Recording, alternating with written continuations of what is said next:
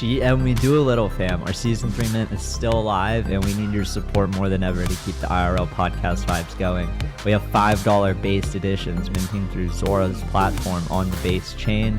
Each $5 base edition allows you to burn one for an art piece based off the conversations we've had with our guests. 12 base editions are needed to collect a full set of art claims. There's also 15 premium editions listed at 1 ETH each. Each premium NFT owner is invited to one of our We Do Little dinners. The next dinner will be during Art Basel Miami in December 2023 and NFT LA and NFT NYC in early 2024. Each premium edition is an invite to one dinner of your choosing. Premium owners also receive all 12 art claims via airdrop and all future base NFTs. While you're listening to this, be sure to subscribe on YouTube. We will be giving away one of these premium editions to a YouTube subscriber at the end of the season as well. Links to mint both the base and the premium NFT, as well as an article explaining all of our plans for Season 3 are in the show notes below. And without further ado, let's dive into this week's episode. In our 8th episode of Season 3, we're joined by the crazy talented artist Nishant Malhotra, aka Egodead. Egodead is an Indian multimedia artist expressing studies of consciousness and the ego. We dive into his upbringing and how it shaped his artistic style, meditation retreats and the power of stillness, fashion, inspiration, marijuana usage, and so much more. As always, this podcast is for entertainment purposes only and should not be relied upon for investment decisions. Andy, Dees, and guests may own NFTs discussed.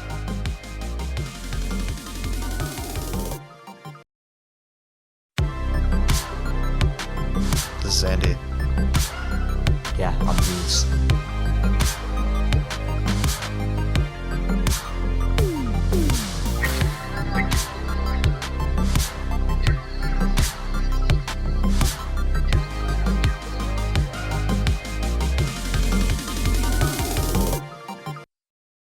GM, everybody. We are back with another episode of We Do a Little. Yes, this sir. time joined by Egodead, or Yes, Nishant. sir. Pleasure to be here, man. Nice to have you. This is our first episode of the week. Oh, hell yeah. So we're diving It's gonna be a right beautiful in. week out here, man. 10 a.m. Monday morning. Yes, sir. Start of April NFT NYC. Yep. Glad to be here. Can we talk about how NFT NYC changes every year? Yeah. Yeah. Like, it's my been, third it was one. what? It was fucking It was in the summer October, last year, right? and then it was June or July, and now it's April. Like, Last year was June, and then the year before that was September. November. Or it was right at the end of October. It was Halloween weekend. yeah, yeah. That was the week. so So they've changed it every year. So I have a theory Yeah. for this, What? which is that they make fucking bank from selling tickets to NFT NYC, Mm-hmm. and they're like, why do we have to do it every 12 months? Let's just do it every 9 months, because people are going to come regardless. So it's next one. I mean, yeah, so my theory is January. next one's going to be So- like fucking January or So something. they're just pushing the line. You're Yeah, saying. yeah. They're 'cause not. they're like, they're not we doing the make a full few year. mil every time we do this, so we're just gonna do it sooner and sooner. so Kinda genius, have you though. ever been to one of these conferences, like inside? No, I'm not. And I actually have my art in NFT NYC this Yeah. year. In the Artist Village, I think it is. Are you going by? Maybe. Maybe. I might stop by. I've never been inside though. No. So yeah, I didn't. I've been to. I was at the NFT LA parties and all that, but never the NFT LA event. No. That's been my strategy for almost 2 years now. Yeah, Highly good recommend strategy. it to anybody. And same with the, last year. The conference ticket prices are ridiculous. There's normally more speakers than listeners, and it's just like what's Well, fun? for the artists though, we do get free tickets. So That's- that was the incentive for this year for going. Gotcha. And that's why I'm like, maybe I'll check it out. And But it's if they're different invalid when you have screens. work on display, and you Exactly. want to number Exactly. one see it, but then number two make sure they're doing right by it. Like That's what I want to see, because you know what it is I always go and it will be like crazy gallery, and you go and it's like some bar and there's just like a little TV and they got the little art up and it's like black it's like the borders on the aspect side of it. ratio Yeah, aspect of ratios, the all digital smoke. monitor Everything's doesn't done. line up with the piece Yeah. you sent them. There's just black bars everywhere. Exactly. Well, so we'll see.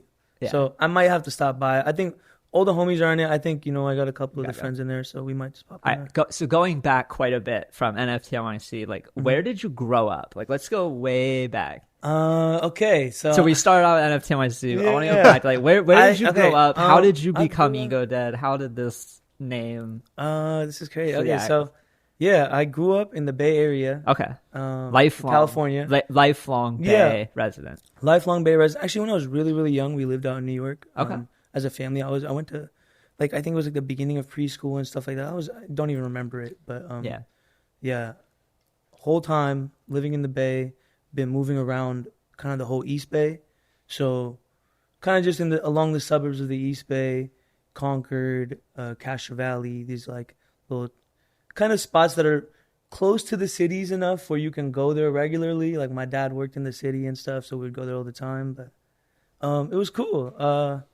I kind of just, I don't know, I had a lot of inspiration from like just the being in California. And like, I guess the initial thing was where Egodead really started was, I guess, my exploration into meditation. And I feel like that's also a lot like supported in California. Like a lot of people really promote meditation and psychedelic kind of therapy and stuff like that. So yeah, I kind of just got interested in it through a course of like, I went into meditation retreats and stuff like that. But about what age were you when you were going to your first meditation retreat? 18. 18. Okay. 18. But that was like, I would say. How old are you now? I'm 26. Okay. I had to think about that for a second. No, dude, once you pass 21, you're like, fuck. It's like, damn. Yeah, no. I'm getting old. Yeah. That's all right. Yeah, the next one that hits you, like I just turned 29. And I'm like, oh, fuck. I don't think almost I'll 30, yeah. Dude, it's over for me. Yeah, it's all over. Well, It's over. 30. You're going to be 30 as well? Yeah. My brother is, he turned 30 last year. And yeah, we had this conversation. It's like, your 20s just fly right by. But you know, still feel like you're 16. Exactly. But you're going to these meditation retreats. You're 18. Yeah. I'm assuming you're about a freshman in college, senior in high school. Mm-hmm. Yes, exactly. And I just graduated from high school, I think it was. So what drew you to the meditation retreat the first time? Like, did you have to be 18 to actually go to one of these? Yeah, you do. Okay, Because so it's like one of these meditation retreats where you do not, it's kind of pretty like strict as far as their rules, like when you're going there. So you don't speak for 10 days. You don't eat after a certain time. Like for advanced students, it was like 12 p.m. For me, I think at the time it was like 4 or 5 p.m. Okay. And it was like very restricted food, but no speaking and just focus on meditation. There was no dogma or anything. It was just like focusing on breath, learning like raw meditation. Okay. And I think just through that, it kind of just it gave me that's when I experienced like a natural ego death. And that's when I was like drilling in the name Egodead. Like, you know, really the only reason I kind of did Egodead was it was, one, ego death was taken on all platforms. You know what I mean? Like, yeah, so that one that's usually gone. just starts a lot of stuff. You know what I mean? Is the original name is taken. You got what is actually? What can I do really? As someone who's bought And a then- bunch of domains and then- for like companies and stuff. It's like, all right, well, this name was cool, but it's not available. This No. one. Exactly. So it's available. And I also was a big fan of the Grateful Dead. I still am. The Gotcha. Grateful Dead. So, and I kind of wanted the Ego Dead thing to be like a community-based thing where anybody could also be Ego Dead. Like, that's kind of like the idea behind being Ego Dead as well. It's egolessness is like anybody also can be Ego Dead. And that's kind of what I like, the community kind of aspect of what the Dead does, you know, the Grateful Dead. So I kind of wanted to kind of build on that and, you know, inspired from it. So I guess for me, I didn't know that you could even feel ego death through meditation. Yeah. So there was no psychedelics. So it's crazy, yeah. So drugs involved. prior to this, I did experiment with psychedelics. Didn't have like a super profound experience. Yeah. But one thing that was very clear was like the visual fractal kind of experience was when I did experience with psychedelics. Mm-hmm. In this meditation retreat, naturally no chemicals, like I didn't take any substances or anything.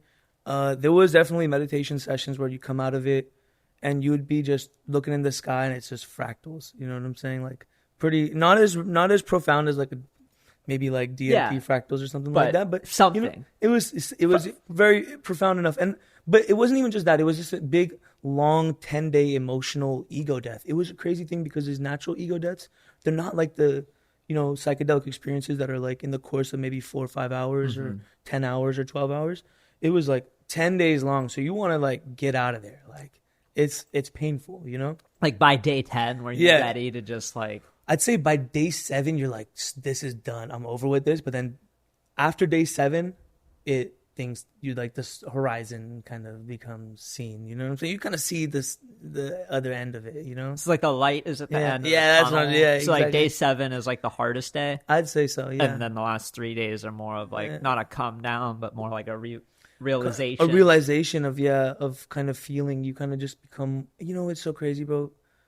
I haven't done this retreat in a very long time because I can't. It's hard for me to separate myself from my phone, from everything for 10 days. 10 days. I've never went. I don't know if I can do it. Yeah. Day or at this two. At this point right now, how wrapped up I am into my community, society, everything that I'm doing, it's gonna be a 10 while. days if I will can feel make like a another year. 10 days. Exactly. So you did this once when you were 18. Mm-hmm. You've done it again since. So as a student, if you've done it already, yeah. you can go for 3-day retreats. Okay. Where they just like a short 3-day one. So I've done the 3-day one since then. Okay. But it's more like a you're like a refresher. Yeah, it's a refresher. Exactly. But this is like to say though, I have been painting my whole life. Okay. You know, like I don't remember when I haven't been drawing. Like I have drawings from when I was a child, so I've been drawing forever. And this times the ego death kind of created what I do now. Really. Gotcha. So, So before you were 18 and had this experience, what was your like artistic style like? Was it defined at all? I would say no, it wasn't defined. It was studies. It was like me learning practices. Like I was trying to learn realism, trying to learn surrealism, like kind of learning technique. It was my initial era. I guess my first 18 years of drawing. I guess in life. And then did you notice growing up like I was gonna be an artist? Like I wanted to, but like I come from a Indian family where usually it's just not. It's not seen as an option. It's not seen as an option because there's not many like representatives of it and like examples that like at least Indian parents can refer to. No, for sure. And that even see it as a career possibility or anything. So I always knew I was going to do it for the rest of my life. I just didn't think it would be like, I didn't think I would be an artist per se. Like it's what I wanted to do. It was like the best case scenario, but it wasn't like, you know what I'm saying? Like it wasn't an option when I was a kid. Did you like go to art school when you were 18, or did your family be like, no, you need to be like an engineer? You got it. So a doctor. Exactly. So I like fake studied neuroscience for like 2 years, and then I like finessed my way, and I was like, no, look, I can do design, and design will be kind of implemented in the tech industry, and I kind of finessed my way into getting a bachelor's of science degree in design from SF State. And that was like my semi-approval era also. Like it was like a time where like I kind of just needed to get a degree under my belt from my parents to really be like, okay, you're doing something with your life. That as well. So right after I got my degree, I came right here. I came to New York. Okay. I was like, nah, yeah, like. Were you like 22? Man, how old was I? I don't know. That was 23. That was 2019. Okay. So 23. Yeah, 23. Yeah, exactly. So I was 23 and I came over here. You came to New York the year before the pandemic. The year before the pandemic. Perfect timing. Bro, it was crazy. And I came here the year before. My brother was living here. Okay. So I was sleeping on his couch. I came here. I was like, all right, I'm going to sleep on your couch. And I don't know what I'm going to do. I'm just going to figure it out. I'm going to figure it out. I met this guy who is a buddy of mine, like my brother's roommate. Teshun Sato. I want to give Teshun Sato a huge shout out because he's a good buddy of mine and he lives in Japan. Just an amazing person. But he helped me get my first solo exhibition within that year that I got to New York in a gallery in Manhattan in LES. So that's it was insane, right? And I like because of him and his community, there was 200 people at them.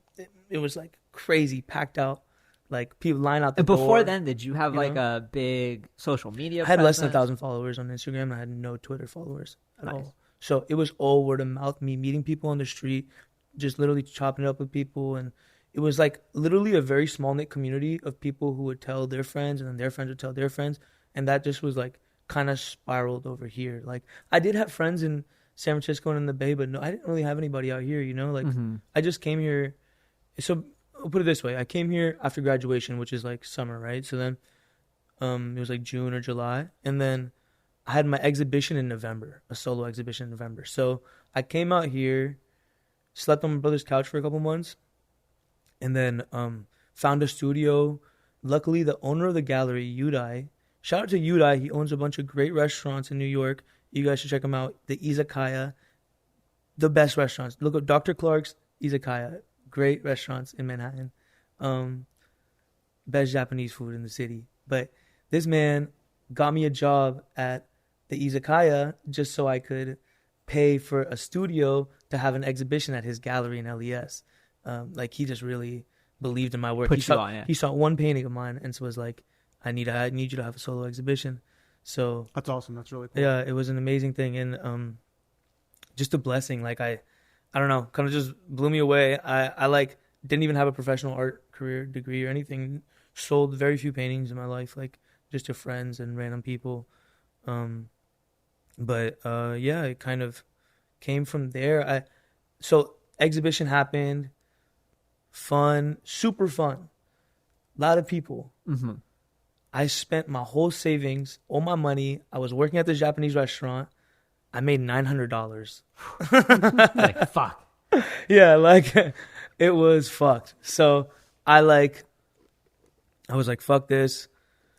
I don't know what to do. I'm moving back to the Bay. Moved back to the Bay. Shit, so you moved back to the Bay before the pandemic actually started. Right before the pandemic started. I moved back to the Bay, and then turns out the fucking pandemic started. And then yeah, that whole era happens. And then during the pandemic, I actually got my like foundation through. That's when I started. I want to say that's when I started getting into ETH. Was right before the pandemic. Okay. Like I'm pretty sure I took that $900 and took it straight to ETH. How did you find out about ETH? My brother. Okay. And I had no money, and I was sleeping on my brother's couch, right? And my brother has been into crypto for a while. Okay. But just on some like, he never not investing much in it. He just loves the theory of crypto. Mm. He's like one of those guys. My brother's the shit. He loves like raw coding and raw science and raw physics to its like core. You know what I'm saying? And loves it for what it is.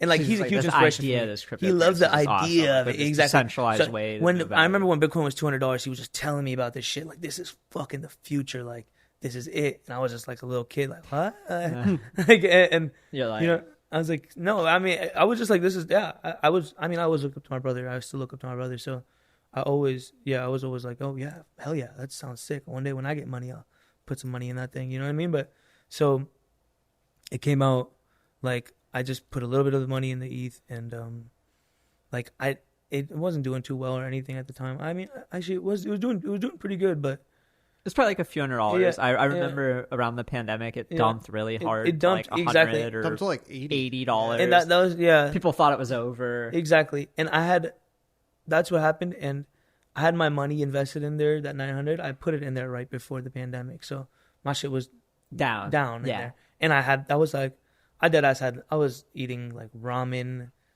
25-cent ramen I had a studio. Eventually got to a point where my brother and his girl were like, I felt like I was just in their space a lot, you know, a lot of the time. Mm-hmm. So sometimes I wanted to just kind of stay in the studio for a little bit or whatever, you know. So I'd be in the studio on Frost Street over here in Williamsburg and just eating like little ramen and shit. So like I'd have like, it was like very sparse money. So like that $900 was supposed to be like my savings, you know what I mean? Yeah. So when I came back to San Francisco and that $900 was gone, I was like, damn, this is all right. Well, back to square one. So I then started getting like kind of into the music space, you know, as most graphic artists do, and artists, illustrators. I kind of got lucky and got introduced to a couple of people. I like DM'd this one rapper from Detroit, GT. Okay. And he responded out of nowhere one day and then just brought me to the studio in San Francisco.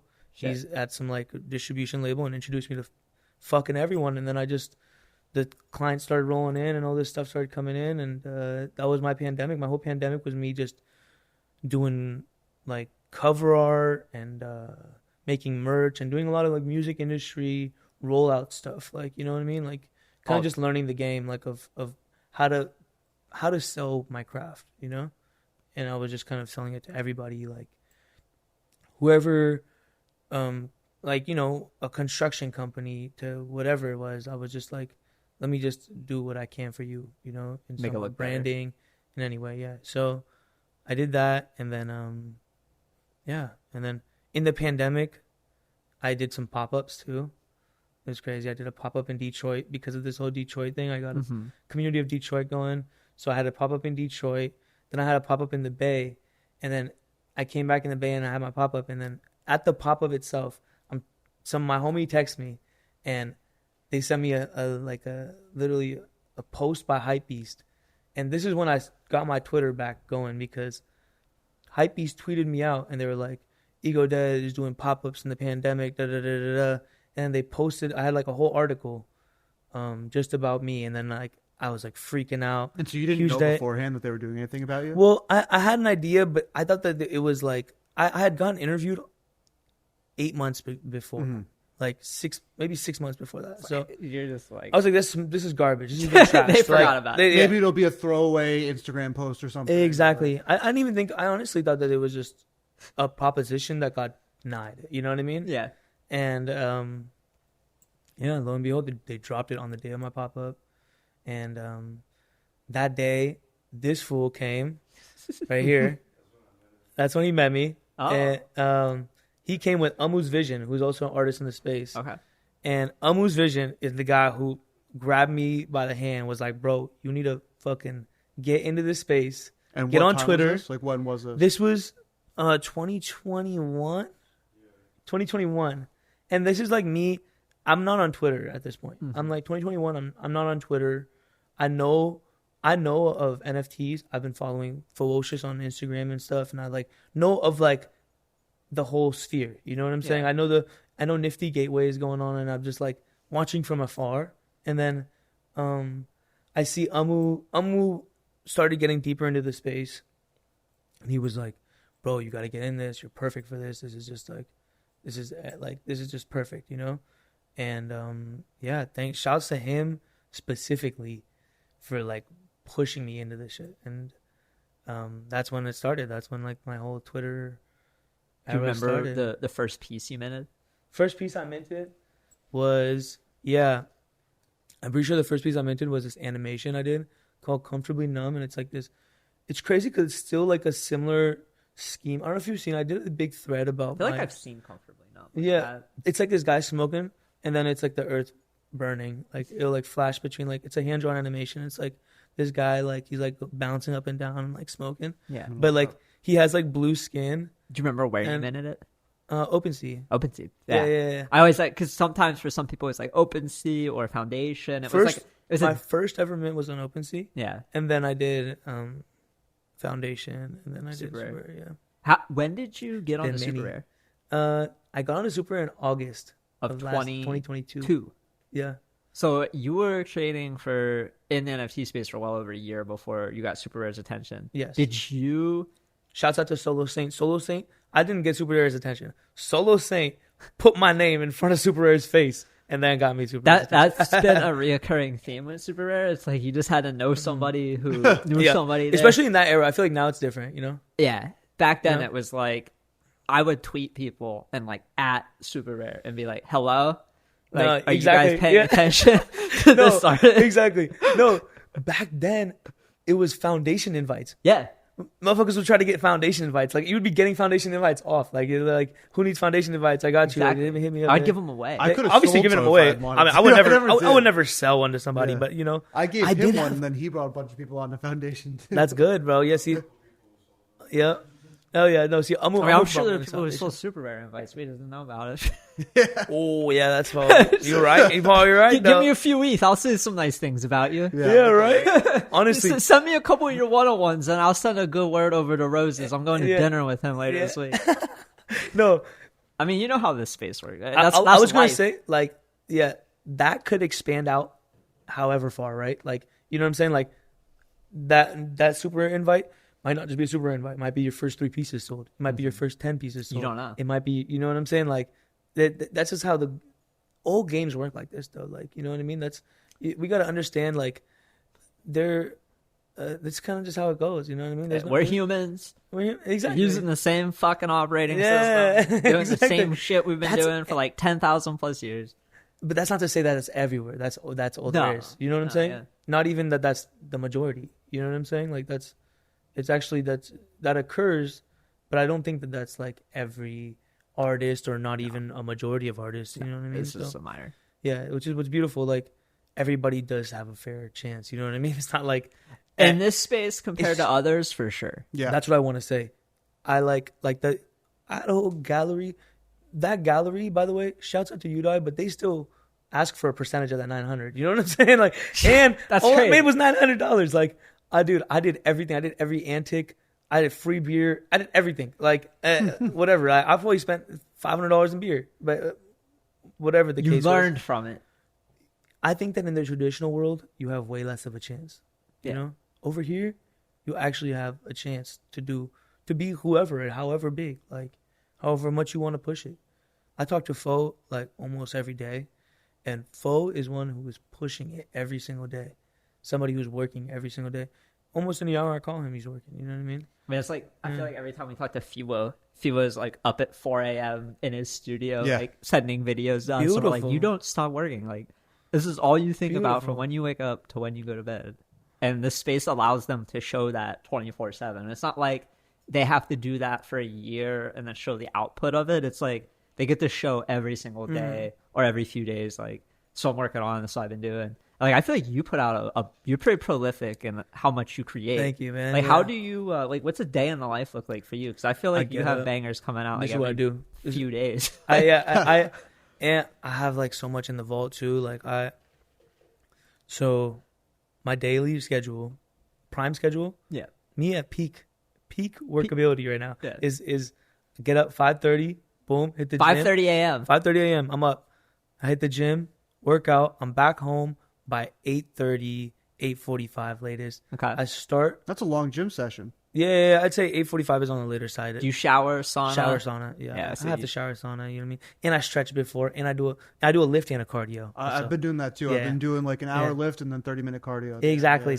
Yeah. So that's why it's an hour. It comes up to an hour and a half, and then I chill at the sauna and then chill a little smoke after. You know what I'm saying? And then so get ready for the day. Yeah, exactly. Get ready for the day, and then I'll probably I say 8:45 because I usually sit at my desk at 8:45. You know what I mean?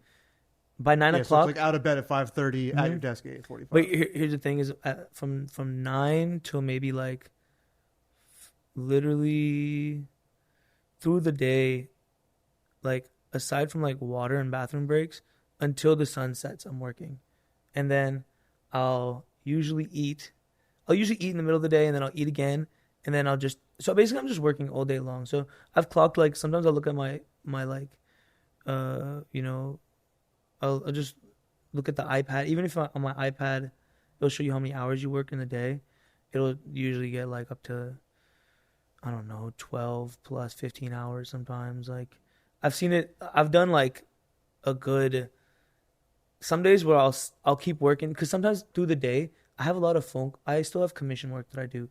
Like I still work for some clients. I have like certain music record label clients that I just have a really good relationship with, and they're kind of like friends at this point that have grown with me in a way, you know? So like 24K Golden is one of them. Like I've seen him grow since like when I was selling prints at his little show. Like we had a little show in a preschool that I was selling prints at in like 2017, and now he has like triple platinum records with Justin Bieber and all this shit, and like, you know what I mean? And you've seen the whole run.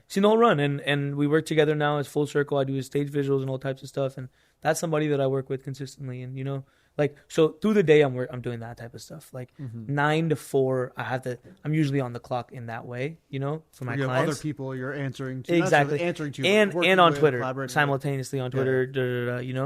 Usually trying to drop my whatever piece I've been working on through the night, and then like the time, then I'll like from like 4 to like 2 or 3 a.m. I will be working only on my own work usually. Wait, so you get how like 4 hours of sleep a day? I usually sleep around that 5 hours a day. That's I'd crazy. say most. That's 5 hours insane. is like a longer time that I sleep in the day. Yeah. And do you feel well rested? Like, do you feel like you get enough sleep? Lately, I have been kind of getting like it took me a while to get in the groove of it, but I honestly, for the most part, like I kind of recently started drinking coffee again. Okay. Because of how little I've been sleeping, but sometimes it's just like it's a back and forth. It depends, If I'm like, I think that if I get a good workout in the morning, then instantly it just like wakes me up. You know what I mean? Especially if I get my heart rate at over a certain limit, I do cardio, then like it kind of like naturally jolts my body up, and then I'll be like awake by the time. So that I'll makes be you feeling like more shit. tired at night. So like I'm more awake during the day, but like 10, 11 o'clock at night, my body is like, dude. Also, I'll be real. Sometimes, actually, regularly, I'll like end up crashing, taking a nap in the middle of the day. Yeah. From like that makes sense. That's like no. Because if it's like a lot of deadlines and stuff, the 4 p.m. call's over and you're just like, yeah, exactly.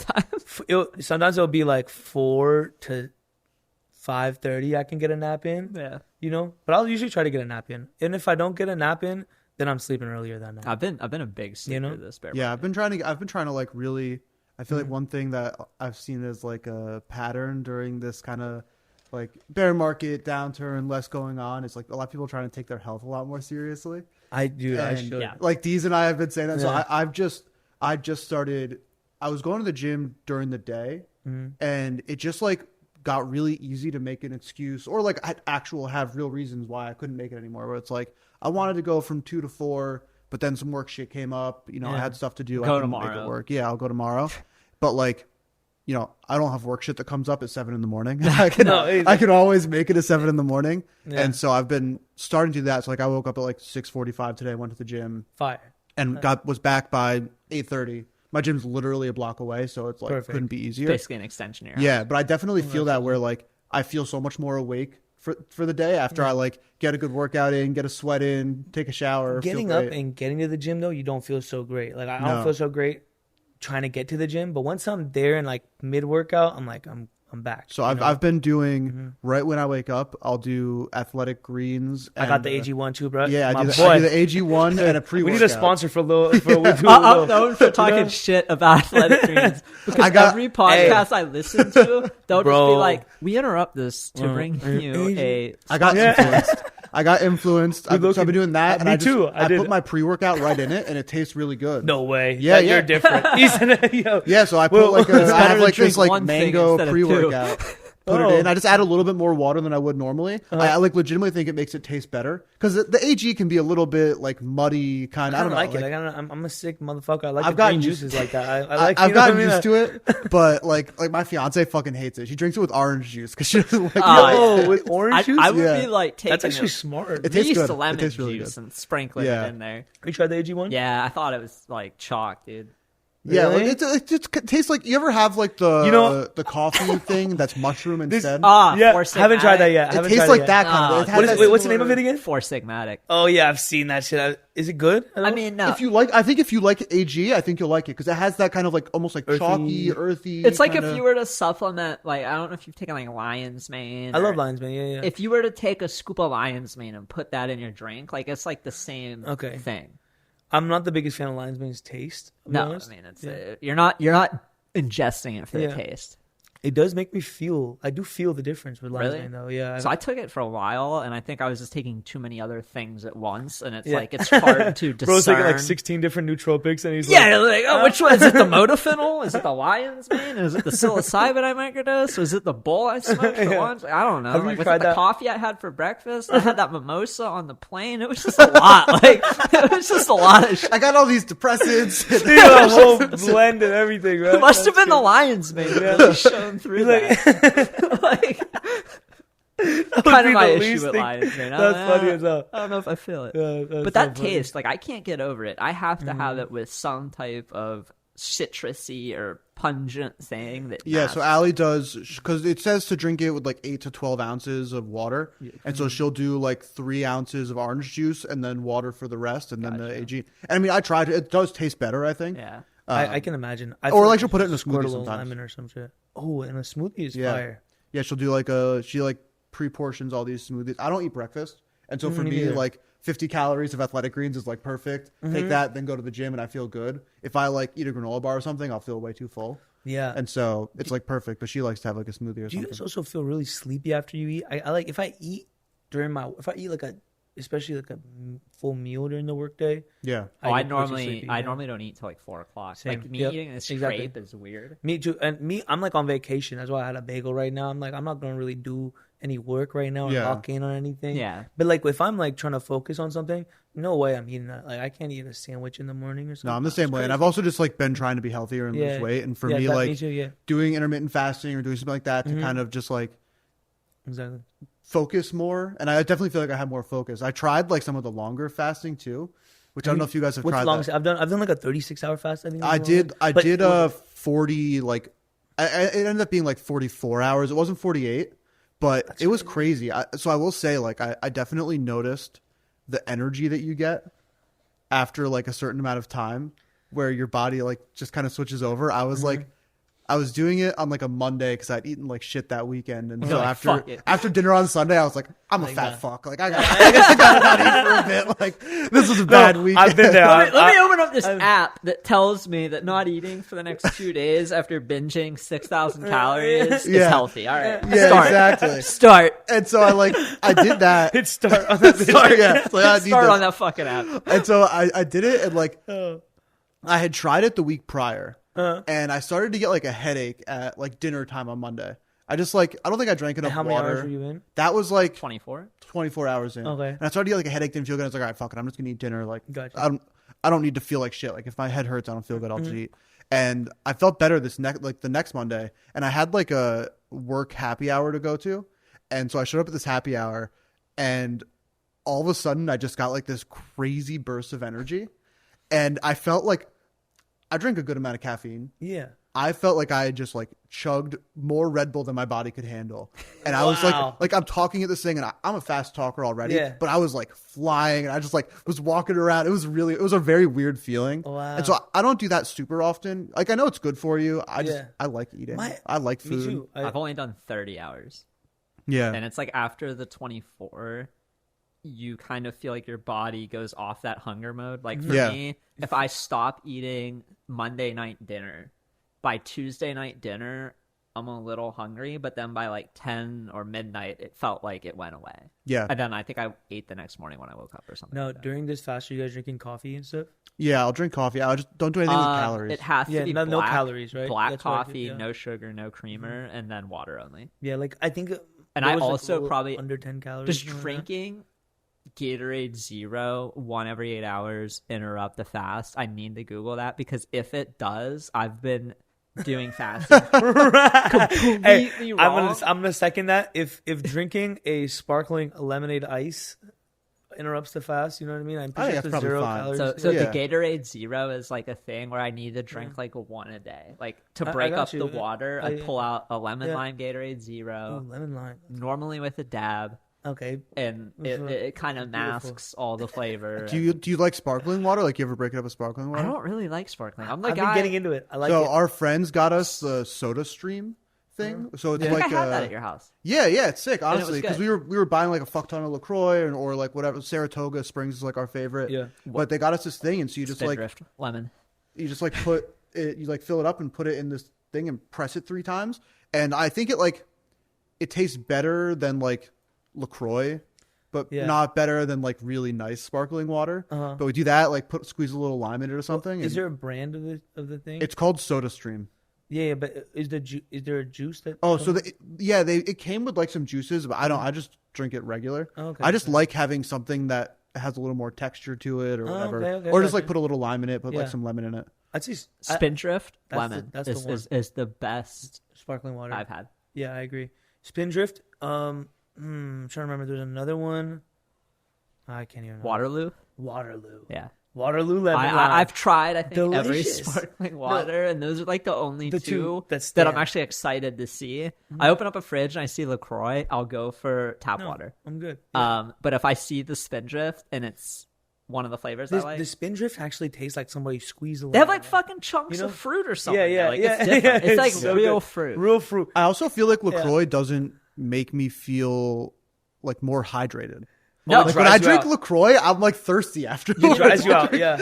Yeah, I drink LaCroix and I'm like, I feel like I just ate a bunch of salt or something. Yeah, I'm not a big LaCroix drinker. During the day, it's normally mostly Gatorade. I mean, mostly water with a dash of Gatorade Zero. Deez is drinking about 40 gallons of Gatorade a week. You go to Deez's fridge, it's just fucking 2-liter fucking bottles of Gatorade. No, it's if you open up our pantry, there's probably like 6 of those 8-packs of the big Gatorades just all on the floor. Because Mrs. Deez, God bless her, when she sees that it's lemon lime in stock, she'll just buy out the whole store. I love that. Because she knows I'll drink it. You have a good one. And she knows half the time there isn't going to be lemon lime there. So she's the best. That's beautiful. Yeah, I have a new addiction is the stevias. You know what those are? Oh, yeah. The sugar packet? No, the stevia sodas. It's like a soda that's made of like, oh no, it's called Zevia, I think is it the X or something? I don't know. I know what you're talking about. You know what I'm talking about? Yeah. Yeah. Really good soda. Okay. And they're stevia. They're no aspartame because you know like Coke Zeros and shit has aspartame in it. It's just like stevia leaf and it tastes so good. It's like they have an orange soda. Is that what you're drinking as you're smoking? So smoking. My smoke? Oh yeah. We talked about smoking a bit. We haven't talked on the pod about smoking yet. But we talked about upstairs, maybe how much you smoke a day, the ritual, whatnot. Are you drinking the flavored sparkling water every time you smoke, or are you drinking water? What's your go-to while you're in the studio smoking? Water. Always water? Mostly water. If not, I'll have those stevias. I love those. I feel like I always need something with flavor when I smoke. It's a bad habit. That's funny. That's why I go to the Gatorade Zero. Yeah. Okay. I see what you're saying. Honestly, that's funny you say that. If I was doing that, it would be a real problem because I would be drinking way too much stuff with flavor in it. You know every half hour. You know what I'm saying? Yeah, exactly. Yeah. So no, I need something to just like clear it out. I'm like, all right, let me get the Gatorade Zero out. No. So are you smoking before you go to the gym? I know some guys who like. Yes. I can't. There's like this one like natural bodybuilder who only works out high. And what's their name? I'll find it. I need to Google this. I'll find it and we can pull him we need up. We need to see how bro's really, He's like jacked. And he basically was like, yeah, I get like a way better mind muscle connection when I'm high than when I don't. I do feel that though. So when I was working out at my old job, I was working out at 5:00 and I couldn't smoke during the day. So I was like always sober. But I felt that at home, like when you smoke, you do like, even if you're just going like this, like you can think about activating the muscle differently. Yeah. But I feel like you need a really good like base mental model of how to work out. And like you have to know what you're doing. You have to be really experienced to do that. Like if you're new to working out like I was and then getting high and trying to do it, you're like, you don't even know how to do the fucking exercise. Exactly. But once you get the form down and you have the just like mental capacity to be on autopilot, I think that is where it helps because you can actually think more clearly about that. Yeah, I can totally see that. But if you're new to working out, like do not get high and try to fucking learn. Imagine how to like your first time doing you're trying like to deadlift. Like you're squatting or deadlifting, the bar just rolls off your back in a squat. You're like, you look like that Blueface video of him like shaking his knee. I don't know if you see that. Like, don't do that. That's for an experienced person only. Take it from someone who wasn't experienced and got high and tried to work out. Just like don't do it. No, I definitely like it. It's just not too much. You can't do too much. You can't just especially not cardio. You know? Like I'm not pushing myself for like the right cardio while I'm high. It's like I'm on a brisk walk, barely breaking, like 120 beats per minute. I'm not getting up another level. That's why I usually do it towards the end of the workout though, because like I'll be like fully warmed up. Like in the morning. So in the morning on the way to the gym, sometimes I'll rip a little bowl and then.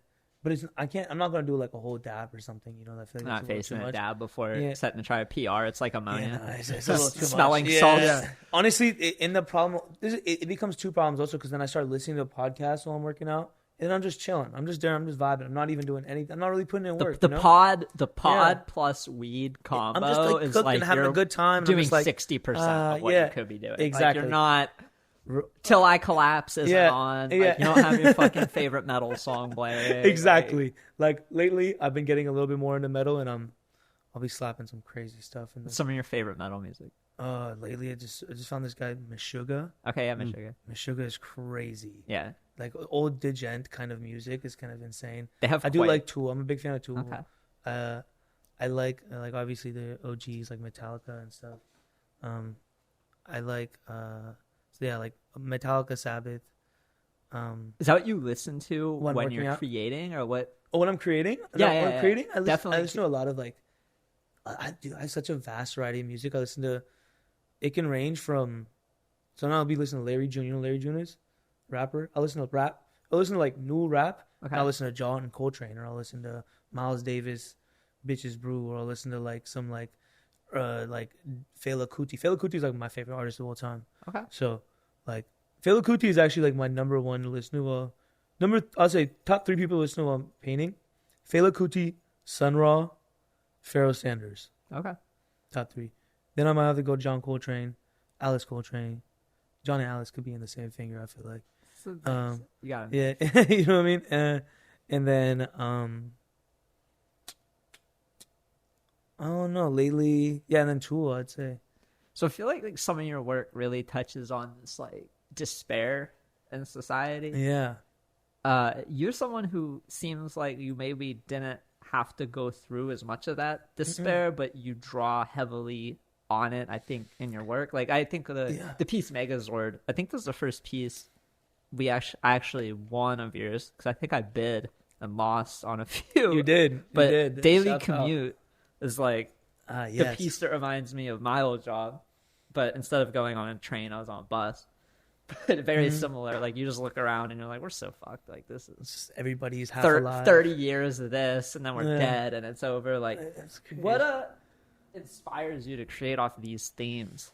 Of society and dread and despair and being like a cog in a machine. They're so I have a lot of, like, just generally speaking, I'd say, like, it's like, in a weird way, I've just been drawn to it like a muse. Like, I've been drawn to this whole idea of, like, the new religion, of money being the new god. Like, this is the new, we're in an era of the new this is just a new like, religion. people today, so they don't care about religion as much as they did 20 years ago. They don't no, care definitely about not. the community maybe as much. Definitely not. But just funny. But we care about money more. Absolutely. Yeah. And I'm just very interested in, like, I look at a salary man like a muse, like, because, like, I see, like, you know, just people in the city walking towards a dead end job that they don't like, or that they don't. And I did work in a few, like, jobs, like retail jobs and stuff like that, where you'd meet these kind of characters who you can tell they're, like, in their 40s, and they're just like fuck, man, like, they're so done with everything, you know. And that's why the slightest inconveniences will drive them up the wall, because they're just so at the edge at all times. Like, and I just found, like, you know, my own, like, because I'm just a painter and I just like looking in studies of things. Like, instead of drawing studies of oranges, I just like to do studies of people who are in distress, like that. Like, I'm intrigued by it. It's got just so many layers to it. And like one beautiful thing, I'll see, like, a businessman in a nice suit walking with a polythene bag in his hand,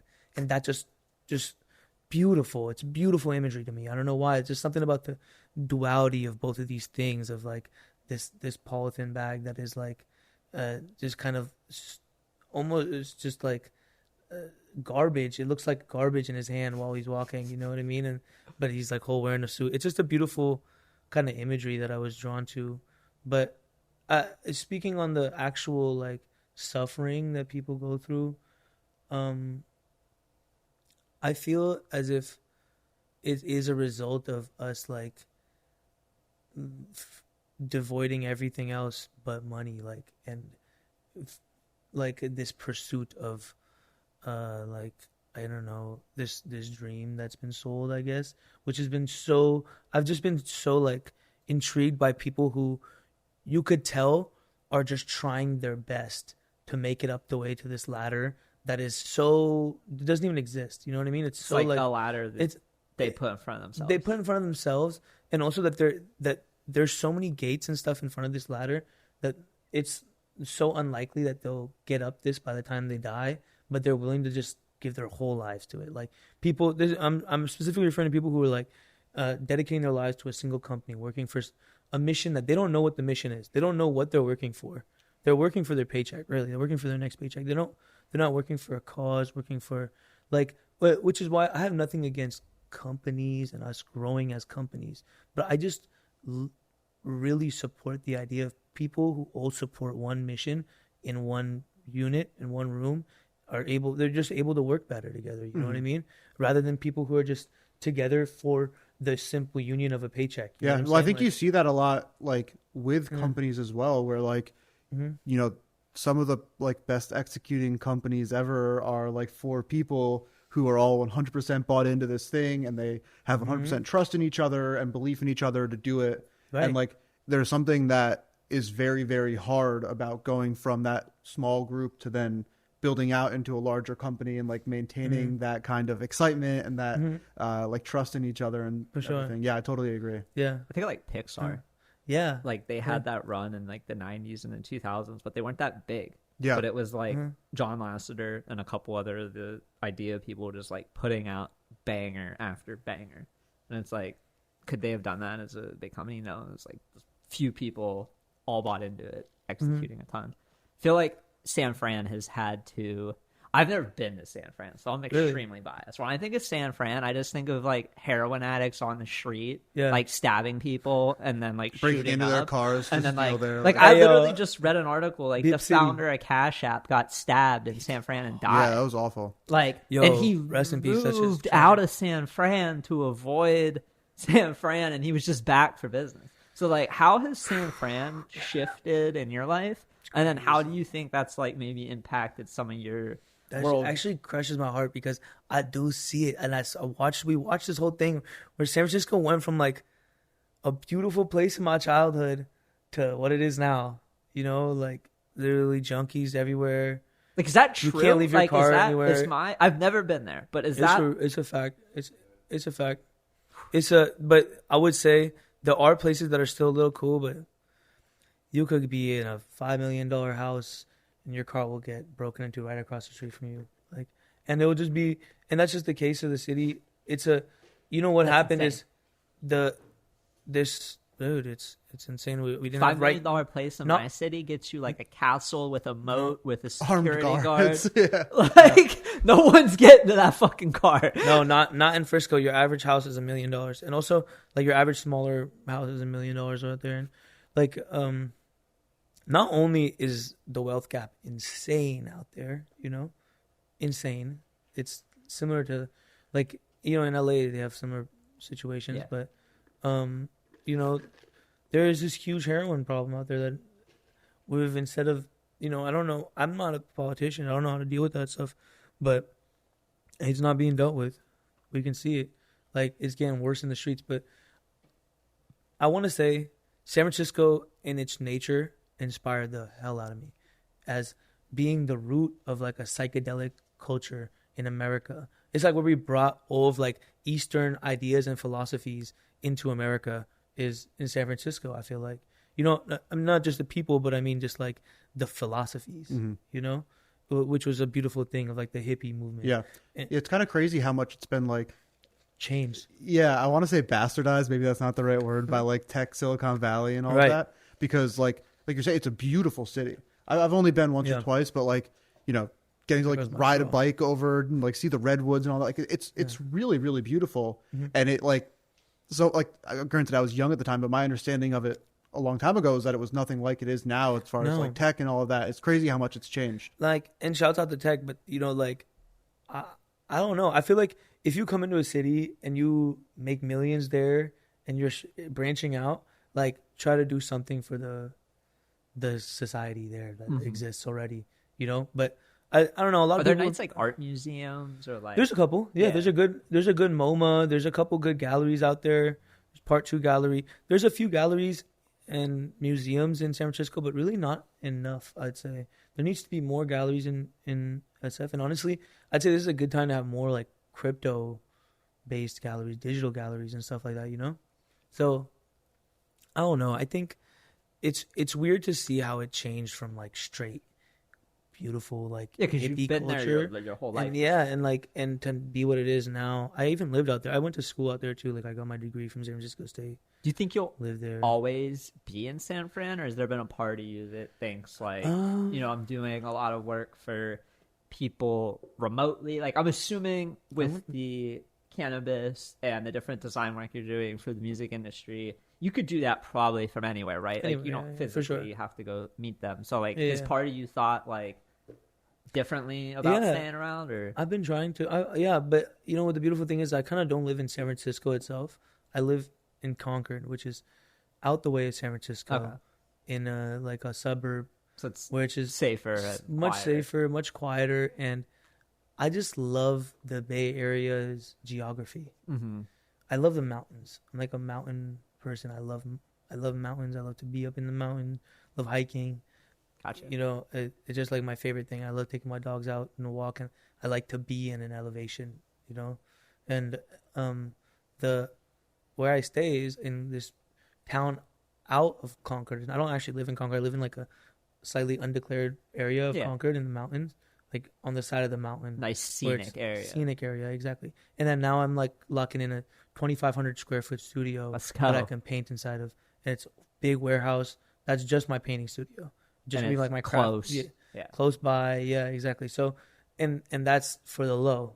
And I can do that in Concord. So I haven't found anywhere else that I can do something like that and live this comfortably and have your and still be in my home environment. And this is my hometown, so I feel comfortable. You're still near your family. I am right near family. I just with everybody, you know, everybody's near me. That makes sense. It's just a beautiful thing, and you know, I do plan on moving again soon. But I move so much. Like you can ask this fool. Like I literally went from San Francisco, living in San Francisco for a couple of years. I lived in San Francisco for 3 years.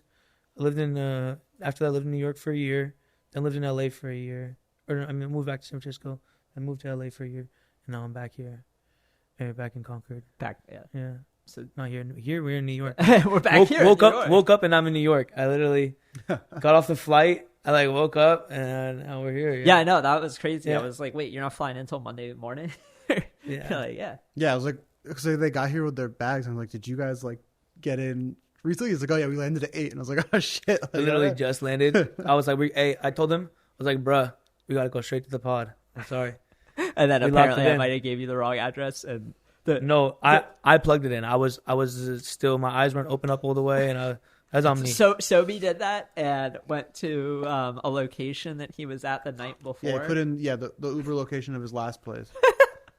And then he had to run down. That's so funny. Yeah. The Uber location of his last place. Yeah. So where was it? Well, so he was like at a party the night before, far.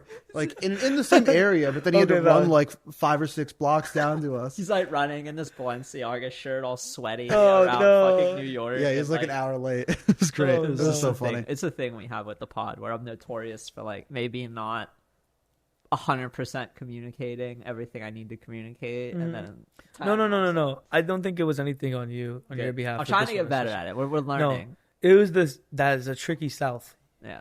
Anybody, you know what I'm saying? You got to add the details. Yeah, that little S matters a lot. S matters a lot. Yeah. Were you like up in Queens? They like got you up near Yankee Stadium. Like... No, yeah, we were right near the Barclays Stadium.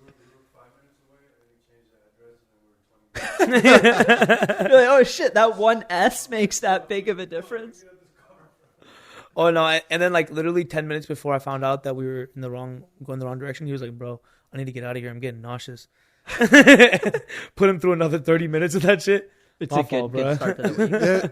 I like never get car sick, but there's something about after a flight, bro, and then that New York City fucking traffic. And the thing is, the like taxi drivers and Uber drivers around here are aggressive as fuck. Like they think that they're in need for speed, and so they're like slamming on the gas, slamming on the brake, and you're just in the car going.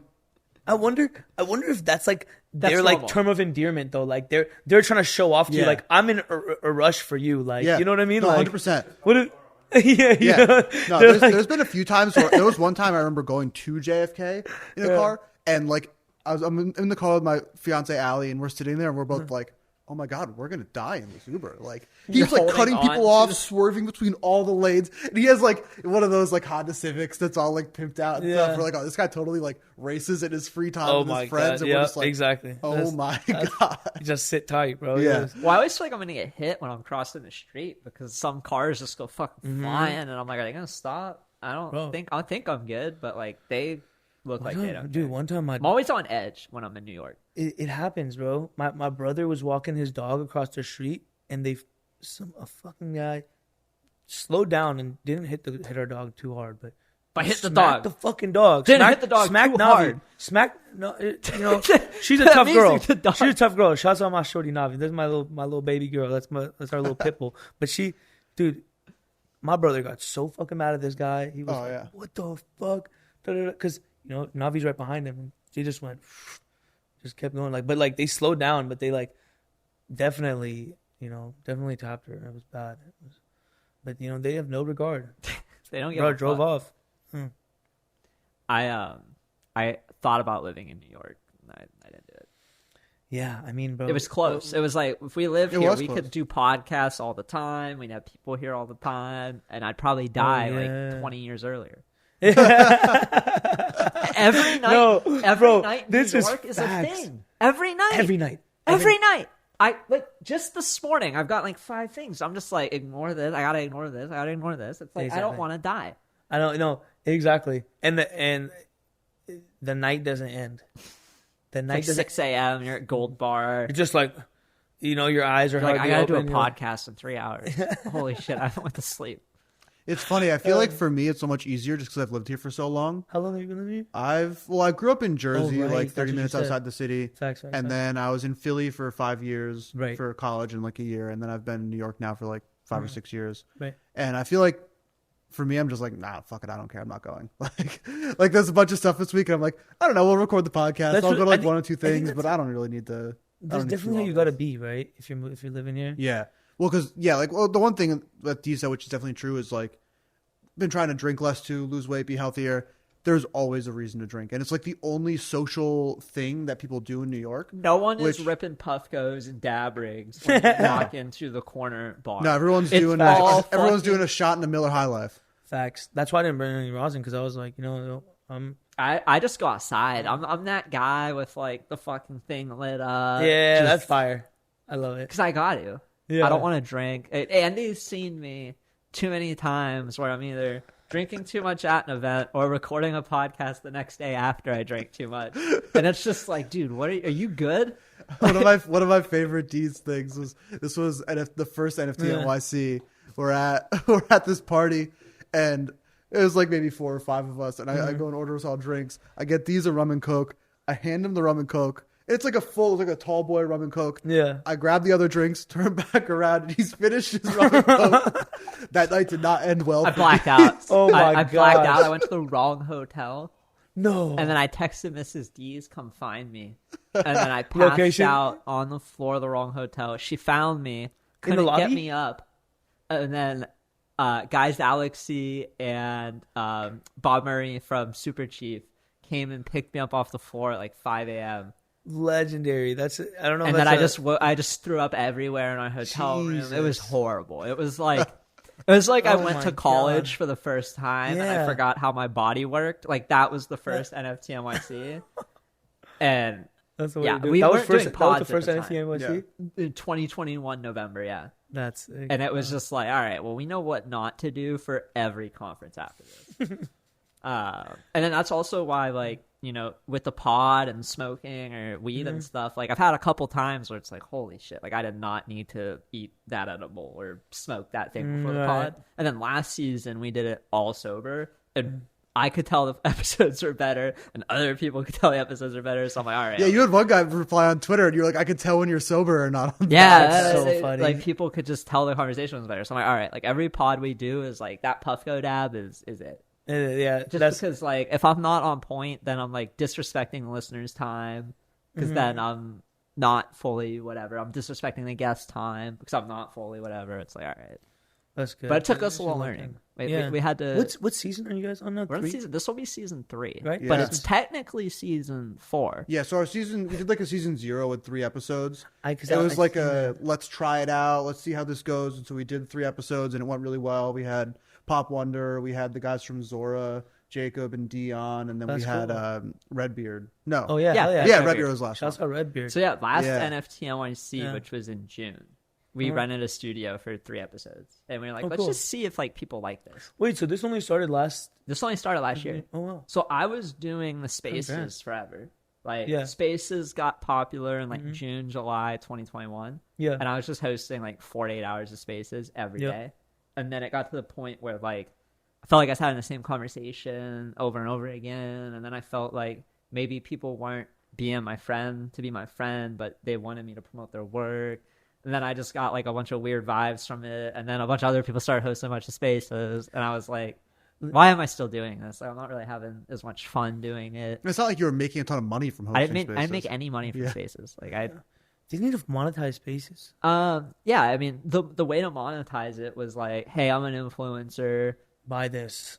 Yeah, right. And like that's not. Well, now it's like sponsored spaces. That's not monetized though, right? That's you using the platform. No, and it's that's just and it's shitty. It doesn't feel like ingenuous unless it's like there's certain projects where it does, but then there's other projects where you're like, I can't bring you up to talk about this shit. Like, that type of shit is OD. Especially, like, I know this isn't gonna happen. I see what you're saying. So people would pay and be like, people would go to fucking influencers and offer them like 5% of the supply to like host a space and fucking tweet about the project. So I'm so oblivious it was to like this shit, though. I'm just like a little like kid in this shit, just like there's like scumbag shit where you see an influencer talking about I don't know about all that shit, yeah. An influencer would be like, I love this project, man. Just met the founders. They're awesome. And it's like, really, they just got paid to show that shit undisclosed. And like my whole thing was like, okay, I'm never doing that. I just host a space and talk to people for fun. Yeah. And then eventually it was like, let's try the pod in person. We did the first 3 episodes.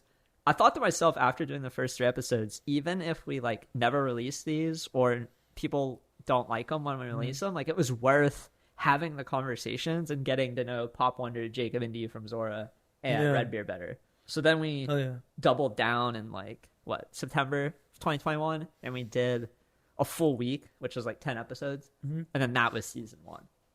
And then we did season 2 between New York again and also Miami. And then we brought all the equipment to LA and we got some episodes from LA. Andy got sick. Yeah, so we're like going for NFT LA.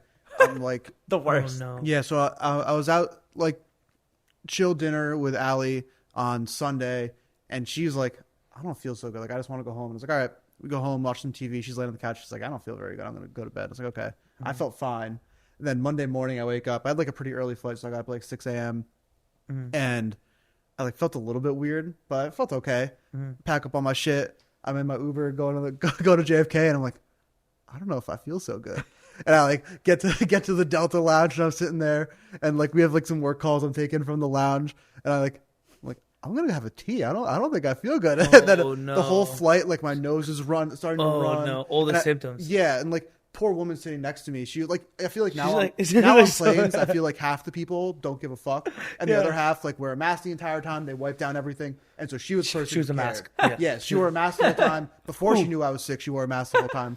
And so I'm sitting there like going to the bathroom back and forth to get more tissues. You were her biggest nightmare. Oh yeah, you were the worst case scenario. She's sitting there and she's like writing her will probably. She's like, I'm gonna fucking die. But I mean, it wasn't COVID. I've had COVID like 5 times, and so jeez, you can't even get it 5 times. He said every like 3 months he gets COVID. And so I had it in January. I definitely didn't have it again. I must say, in New York, you guys have the most brand new drops of COVID. Oh yeah, you guys get the newest releases. You got the newest release of COVID. Oh yeah, you hop on the train. That's up, bro. It's like a fucking 100%. Weed strain, but with COVID, exactly. It's like the great. I actually line up now. I just line up the Supreme for the COVID drops. I gotta get the freshest stuff. They opened up a couple good COVID drops around here. Yeah. Oh my god. Yeah. Exactly. But yeah, so I get to LA. I land and I just feel like absolute ass. Like I felt so bad. We're supposed to record pods all week. Yeah, I felt like my head was going to explode. And so I'm sitting in my hour-long fucking car ride to go 2 miles. To the LA. Yeah. We were going to semi-plan one in LA, right? Yeah, it worked out that we did it. Yeah, so then I sat in my hotel room for like 3 days. And then eventually by like Thursday, I got back outside and we recorded a couple, but... how many podcasts were you guys able to get? Well, we do got like some more with other pods. people. We do one with Redbeard and me called Shipwrecked. And I've seen that one on YouTube too. Yeah, that was cool. And then this one is like the main one. Yeah. And then the Shipwrecked one is like I have Redbeard kind of run the ship. And he wrecks it into the fucking island. Yeah, he's a lunatic in the best way possible. And it's just I love that. It's so good. I want to talk to him so bad. We've like talked briefly on the DMs. I mean, he lives in New York. He's around. Oh hell yeah. He'll be at the events. He seemed like a cool ass. Is he working this week though? Does he have school? I mean, tomorrow he's doing 3 pods. He's a teacher, right? So the school they're off Not tomorrow. He has Shipwrecked. It's more like a. He's more like a senior than that. Senior. Oh yeah. He's actually, I believe, a step above the principal. Holy shit! Like he's just a boss at the school. That's actually what I've heard is that he's a real boss at the school. That's what like. No, he's been there for like 10 years now or so. He's there more so out of the like. He just wants because he loves the community. Yeah, it was cool. That was the cool thing talking with him on the pod about this is like he just very clearly loves it so much. Yeah, and it's always like I love doing that kind of stuff on these pods because like, yeah, no shit, everyone on the podcast likes NFTs. Like, I get it. We're all here for. It's NFT nice stuff. to like not talk about NFTs. Like, it's like you probably have talked on Spaces and other things about NFTs, all that shit 100 times. Really, it's like, how many times have you got to sit down and just go from? This is nice. I really like that we're just talking about everything. Yeah. Like, Oh yeah. So, all right, I do have a question. You mentioned earlier. Sorry to get back on topic. We'll get back on topic. I've been thinking about this for a minute, so I want to ask before I forgot. Real quick though, sorry. Do you know if we have any extra straws upstairs? Yeah, that straw's down bad. My straws is destroyed. I would just take the lid off and sip it. Yeah, that's what I think I'm gonna do. Is there a cool place I can just rest this? Yeah, just put it on. Yeah, we'll figure it out. Don't worry about that. We'll clean it up. So you were mentioning earlier that like your parents weren't like super jazzed about you like wanting to be an artist necessarily, and so you do graphic design. Right. Like what was kind of the point in your life where like things started to go well, or has it happened where now your parents are like all in, support you? It happened. It honestly happened before the NFTs. Only to the degree where they trusted me to like, you can do what you're doing. You know, it was when I started getting all the music clients, nice, and all the consistent clients like that. And when they seen the money coming in, then it was like, okay, you can maybe make this a regular job. Like I was like, you know, able to compare it to me having a low tier, like a low tier junior designer position or something like that. I was like, you know, like, look, this is comparable. Like I'm able to get all these clients and all this consistent work. So that was like my kind of in, you know. And then I started selling some physicals like the same time I started minting on OpenSea. Let me also say, I started minting on OpenSea and selling stuff for like 0.1, 0.2, and things were just sitting. You know? Yeah. Things, obviously, I'm brand new in the space. Things were sitting for a minute. So I was minting, but I was also selling stuff physically simultaneously, like just here and there. And I got the attention of some basketball player, Chasen Randall, who's like I don't know what he exactly plays for because I'm not very hip to sports aside from UFC, but he... Julius Randle? No, Chasen. His name is Chasen. Chasson. I don't even know who that is. He's I don't know what team he plays for, but he's just a great guy. Lives in the Bay. We do live research for like. Yeah, please. Chasson. Here we go. Yeah, Chasen. He's on the Denver Nuggets. But he reached out and he bought a custom painting for his house in Oakland. And so he just saw you on like Instagram. Well, yeah. So I had done a pop up. Yeah, I'd done a pop up with this photographer. Okay. IMO Mies. His name is Mies, and he was actually for a while Kevin Durant's personal photographer. Oh shit. And so just through that circle, I think he had ended up following Mies. Mies reposted my work, et cetera, et cetera. You know how it goes. You never know what like a repost. You never know. Yeah. Reposts go a long way. That's why I always repost all the homies' work. It's always crazy just how much like, oh, I shared that thing and somebody who I never thought would see it saw it and they fucked with it. Right. Like I feel like that happens a lot in this space. It really does, especially in this space. It'll be completely random, you know. Oh yeah. Like I've even noticed it myself. If I see something cool and it's in my budget, like I might snag it, you know. Like I've been seeing like one of ones that show up in my range, you know. I see them like a 0.2 one of one, and I'm like, oh, this actually looks kind of this is raw, like. This kid's going crazy, you know? Like that could have been me in 2021 when I had you know what I'm saying? And that's kind of how you got to pay it forward in this space, I've noticed, is for sure. But, so back to the question, though. My parents seen that, and they definitely seen the Chasen Randall thing, and that's when they're like, okay, I think you can sell paintings, too. Yeah. And then, because that was like a lot. He gave me, like, just to be clear, I think it was like around 4 Gs for the painting, which was like... What size was it? It was around 4 5 feet. Oh, big boy. Big boy. Kind of like that one? Yeah, I'd say around the size of that. Okay. If not, yeah, I'd say just around the size of that. Yeah. So yeah, I was like that for like 4 Gs, and then I was just super stoked. I was like, yes, like we can fucking do this. I can fucking, you know, that's huge. Sell to more people, and I kind of, it kind of just grew from there. I feel like you do a good mix.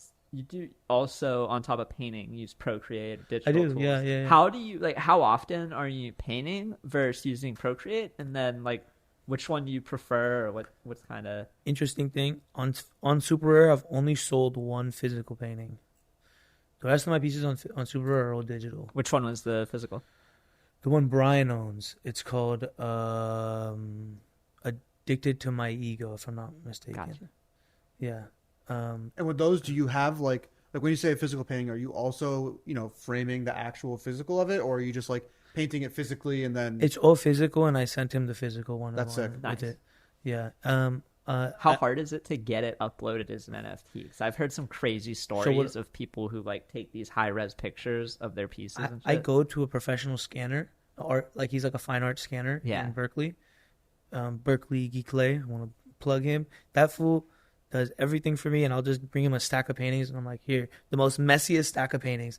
Please scan these all, and he'll just scan them all, get them all ready. Because they come out damn good. I'm glad you guys. I've been wondering this for a long time. People are like, it's a I drew this myself with my hands. Like, how did you get it? No, so now I have I actually have a portfolio book upstairs. I'll show you guys later. Okay. With all of my like newest scans of stuff, some physicals. So I'm working on a collection right now called Analog, where it's on my own website, and I'm gonna do all these large, like 5-foot, 6-foot paintings, all scanned, and I want to give the physical to the collector, obviously. That's sick. And if the collector can't host the physical, we're gonna set up me stocking the physical for them and then showing it at galleries with them, like under their name. You know what I mean? Sick. Like to kind of get them more involved in the representing the actual physical work, or just to show the utility in the way of the physical piece along with the NFT, and then holding. Because then I want to also promote this idea of like, for the primary collectors, I'm giving you 2 for 1. Like, you know what I mean? My first art NFTs were these like Pepe memes. And like a month after collecting my first one, he dropped a NFT that was the painting, and it was just like a really small, like 1 foot by 1 foot square canvas. Yeah. But I loved it. Like I bought it. This was 2020, like when I bought my first punk. And it was just like, why don't I buy all my art like this? Like, if I can get the physical, but then the token that says, like, it was created on this date by this artist, and I still hold it, and it clearly matches.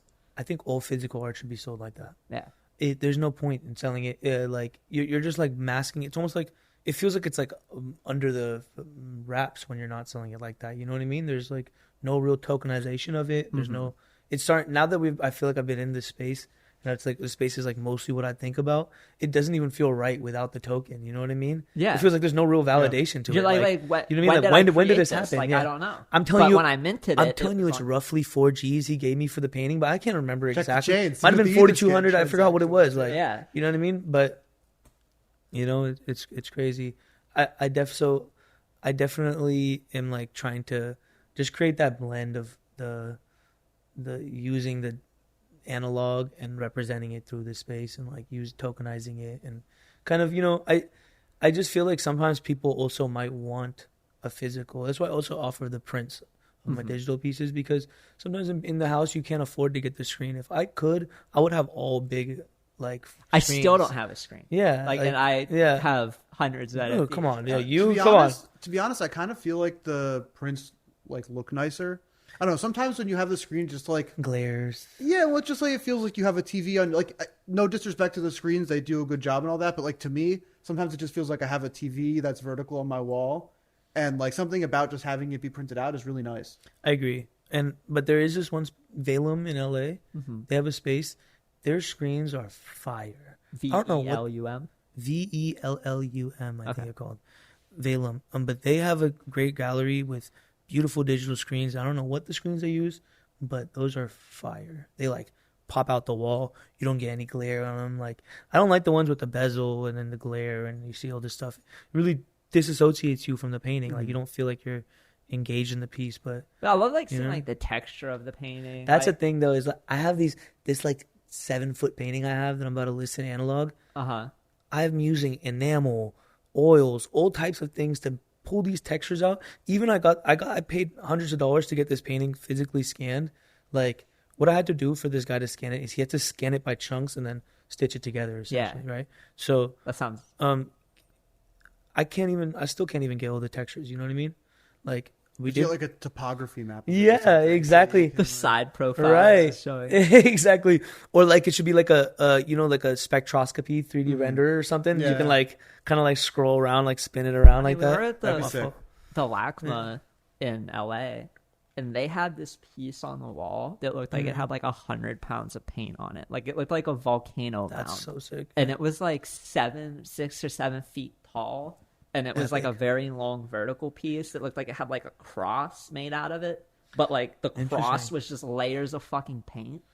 And it just like had this power to it because of all the material on the canvas that I hadn't seen. Like I've seen texture on a canvas. I've seen a bunch of Monet's stuff at different places, but like it's not the same when there's mounds of paint on the fucking thing and you can look at it from the side and just see it coming off the wall like this much, and you're like, how is that like hanging still? Like gravity is like pulling this thing down with paint. Like it's like a heavy plaster. But you can't if they were to ever make that a NFT art, like it's never gonna share. I mean, experience. I think a spectroscopy would be kind of sick of it though, if they could. If you know what I mean, like when those 3D scan things where you can like scan around it, like make it a 3D object. Yeah, make it a 3D object. Yeah, exactly. So it's like a statue file. Yeah, exactly. That would be crazy. Yeah, I mean that's maybe where like on cyber display stuff is going, where you have instead of I'm taking the 2D image from the digital and putting it up on the wall, it's like I'm taking the 3D scan as a statue. And now I have this, because they already have the GLBs and different 3D files. Yeah, you can buy those, the artifact statues we've talked about on the pod a couple times. OBJs. Put it in your on cyber gallery, and it's this 3D spinnable statue. Like, that's cool. I feel like we'll get there for paintings, that have the texture. But I feel like the rendering quality ought to be pretty high. You know what I mean? In order to get to those like resolution and stuff like that. Yeah, it's like ridiculous high. Like I don't even know, like 25,000 by 25,000 or more. Like, yeah, exactly. Yeah, that would be crazy. Yeah, I had a friend go through this whole. He's like a nuclear engineer, and his wife is an artist who was trying to upload like a 4 foot by 4 foot square canvas as an NFT, and he went through that whole process of like focus stacking all those different layers and doing it like. It's like a 30 tweet thread, and you're just reading it like, wait, this is all the work that goes into just like uploading a picture of the art. Like you didn't just like, and it was done. Like holy shit, makes me respect the process a lot more. Like you said, you have to pay $100, hundreds of dollars to get that stuff scanned in because it's like super expensive equipment that requires that person's expertise to make it come out in a way that doesn't look like it is fake, and it's an art to it. 100%. Especially when it's larger sizes. Yeah. You know? I mean, the bigger, it's like it gets exponentially harder. Yeah. It's not like something that's 4 foot by 4 foot is twice as hard to do as something that's 2 foot by 2 foot. It's probably like 16 times. Yeah, exactly. Yeah, exactly. Especially when it breaks his barrier of the flatbed scanner. But yeah, I think that like it's worth it at the end of the day though. Because I post pictures sometimes just of me trying to finagle and do the best I can. Like the zoom in, like you take a video of something and like zooming in, out, and around, because you get to see like, oh, the lighting just shifted, and like look at how the texture shifted. And that's like the best way I could kind of show the details. It has to be a video of like you going around it, and it's like never of the whole thing. It's like this is the bottom left quadrant. And the next step is just people coming to go see it. You know what I mean? I think that's really what it is I just need to like, with a lot of the work, I feel like it's never fully justified until I have it framed, lighting perfected, and then people can see it in a space to just view that painting. You know what I mean? I mean, when you're creating it, like, is the lighting perfect? No, it's terrible.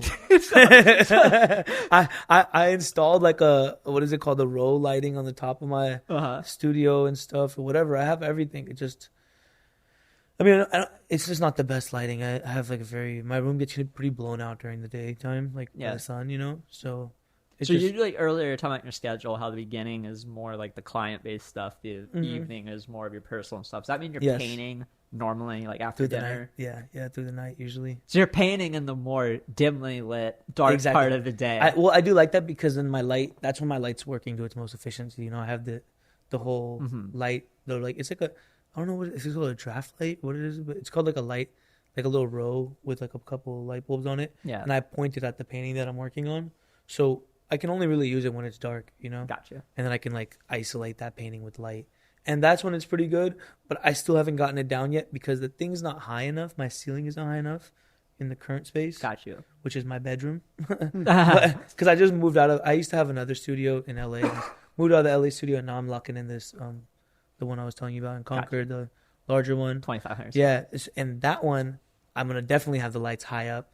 Because if the lights aren't high enough, you cast a shadow on the painting. You know what I mean? Yeah, because you're going to get in front of a beam of light. Like, you want the light high up so then it goes down. Yeah, exactly. Yeah, keep copying. But, cool.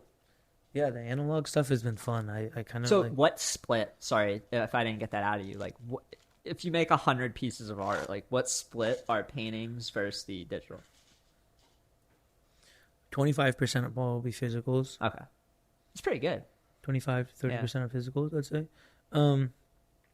It's just like, I do make a lot of work though. I'm trying to think about, because actually it depends. There was an era like last year where I wasn't making many digitals and I was making mostly physical, but I think it balances out to around somewhere 30%. Gotcha. I do a lot more physicals, like with no intention of currently minting or anything like that, or even like sometimes showing, you know what I mean? Like my physical is like my space for like me to just fully explore, you know? Mm-hmm. Like if I want to, I might even just make the painting like it's just trash. Like, hey, nobody will ever see it, you know what I mean? I might just throw it away, or I might got it out of yourself. I got it out of my system, exactly. So, if we're talking about those paintings, it's probably high. That percentage is way higher. You know what I mean? I paint like every day. Yeah, finalized for public view. 30%. Yeah. Okay. Yeah. What I gotta ask about like the bitters editions, because I feel like you're one of the first artists that I recognize that I cared about the bitters editions and I would like set alerts and try to get them. Yes. But how did the bitters editions come up?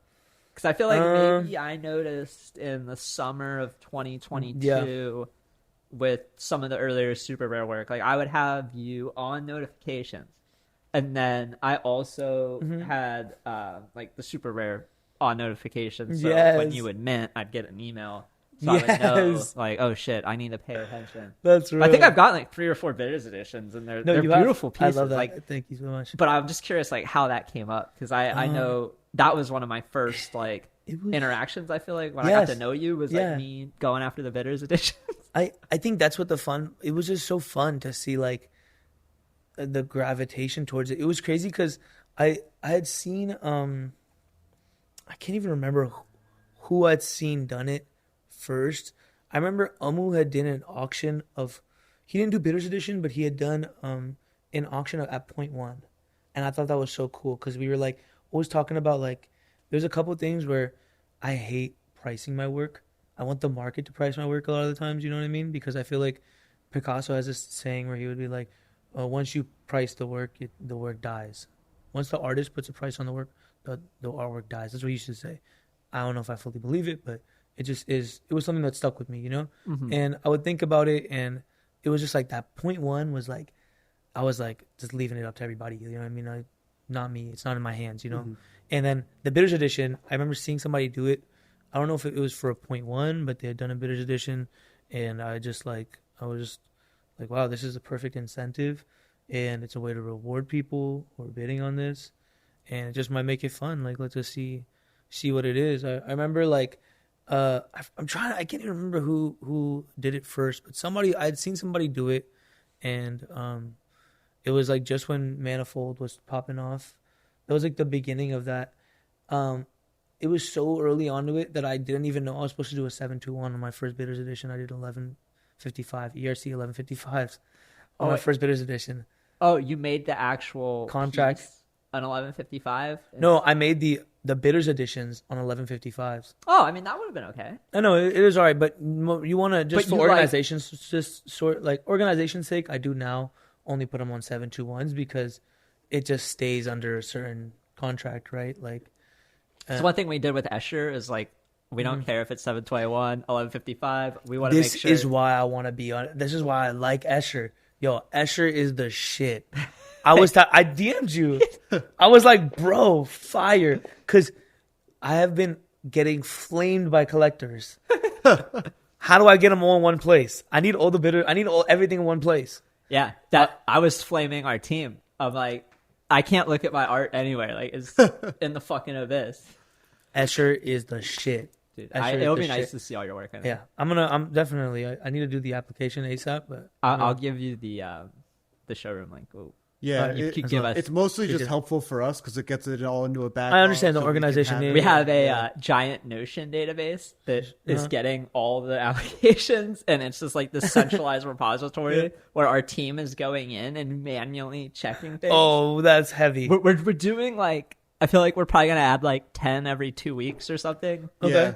Like we're gonna try to basically go as fast as we can to get like any legitimate artist who wants to be on it on, because like it's been a labor of love, and I'm not the one doing the labor. No, thankfully he just sees it, thankfully and he's sending the love. I just see. I'm like in the Slack, and I'm like, Jesus Christ. Yeah, basically, Dee's and my job is to be like, hey, this artist just DM me, like, can we get all their work done? I'm like, they're very legitimate. I'm like, application from this guy named Cody. He's important. Like, flag that and put it in the priority queue. But it's fun. It's definitely like me trying to give our team the feedback for the site that I want to go to every day as a collector and be excited to look at. That's the insight they need, though. And that's kind of like, at least when it comes to my North Star for feedback of like, am I more excited to use the platform if we add this? Then like, this is probably a good feature. Right. And it's been, I mean, we've been out for like, 2 weeks? Yeah, it's been really fun so far. We have another exclusive drop coming up this week. We're going to have one a week through June. Yeah. Fire. And then... so we have one on Wednesday with 0010. Oh, let's go. Yeah. It's a really sick piece. I need to try to snag that joint. How many? I think it's going to be 50. 50 editions? Yeah. At like 0.2 or something like that. That's gonna be real tight. It's so we're gonna have allow list soon, but right now there's no allow list, so it's kind of like trying to price it at a point where people won't just try to bot it to flip it, because we're trying to make it for the art here. It's not about like, oh, are you following us every week? Like, this is real. That's how real art moves. You know what I'm saying? Like, it's okay for it to not sell out in 5 seconds. Yeah. That's a Supreme drop that sells out in 5 seconds. Yeah, that's not real art. Like, you see, like, not all art has to sell out in 5-10 seconds. Yeah, that's what we were telling the artist too. We were like talking about it. We were like, price it what you think is fair. Like, we really don't have any insight. We probably don't want an artist to do like an edition of 5. Like, we probably want to like at least do like 10, because it just feels if they had a really good reason. If they wanted to do 5, like, we would do it. But like, what if it was 5 at like an ETH each or something like that? Like, yeah, depends on who the artist is, right? Yeah, it depends on who the artist is, and also like, I feel Drake Fried came through, it was like 5 at an ETH. You know what I'm saying? I'm sure I feel like something like that. Whatever you do, more of an allow list on too. Maybe maybe they like we had this really interesting thing happen where we released Sarah Zucker's showroom, and she had 7 editions, like 1 edition, but of 7 that she was actually like kind of hiding, but we found it and like leaked it to the world.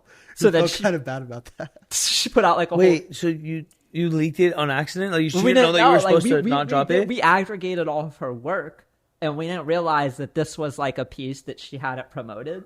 So it was just in there with all of her work, and then she made a was it Proof? It's the Proof Discord, or her Discord. I'm not sure where she did it. She made like a Discord post shortly after we went live that was like something along the lines like, I had this stealth mint that was low key, but now that Escher is out, you can all see it. So if you're interested, like, contact me privately to buy one.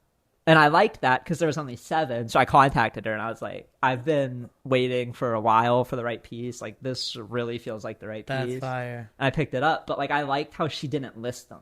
Because like, if she listed 7 of those at 2 ETH, I'm guessing like 5 of them would have probably been bought by flippers, because they see that she just released a super rare drop with the rare pass that has a floor of like 1 ETH, and there's a couple hundred of them.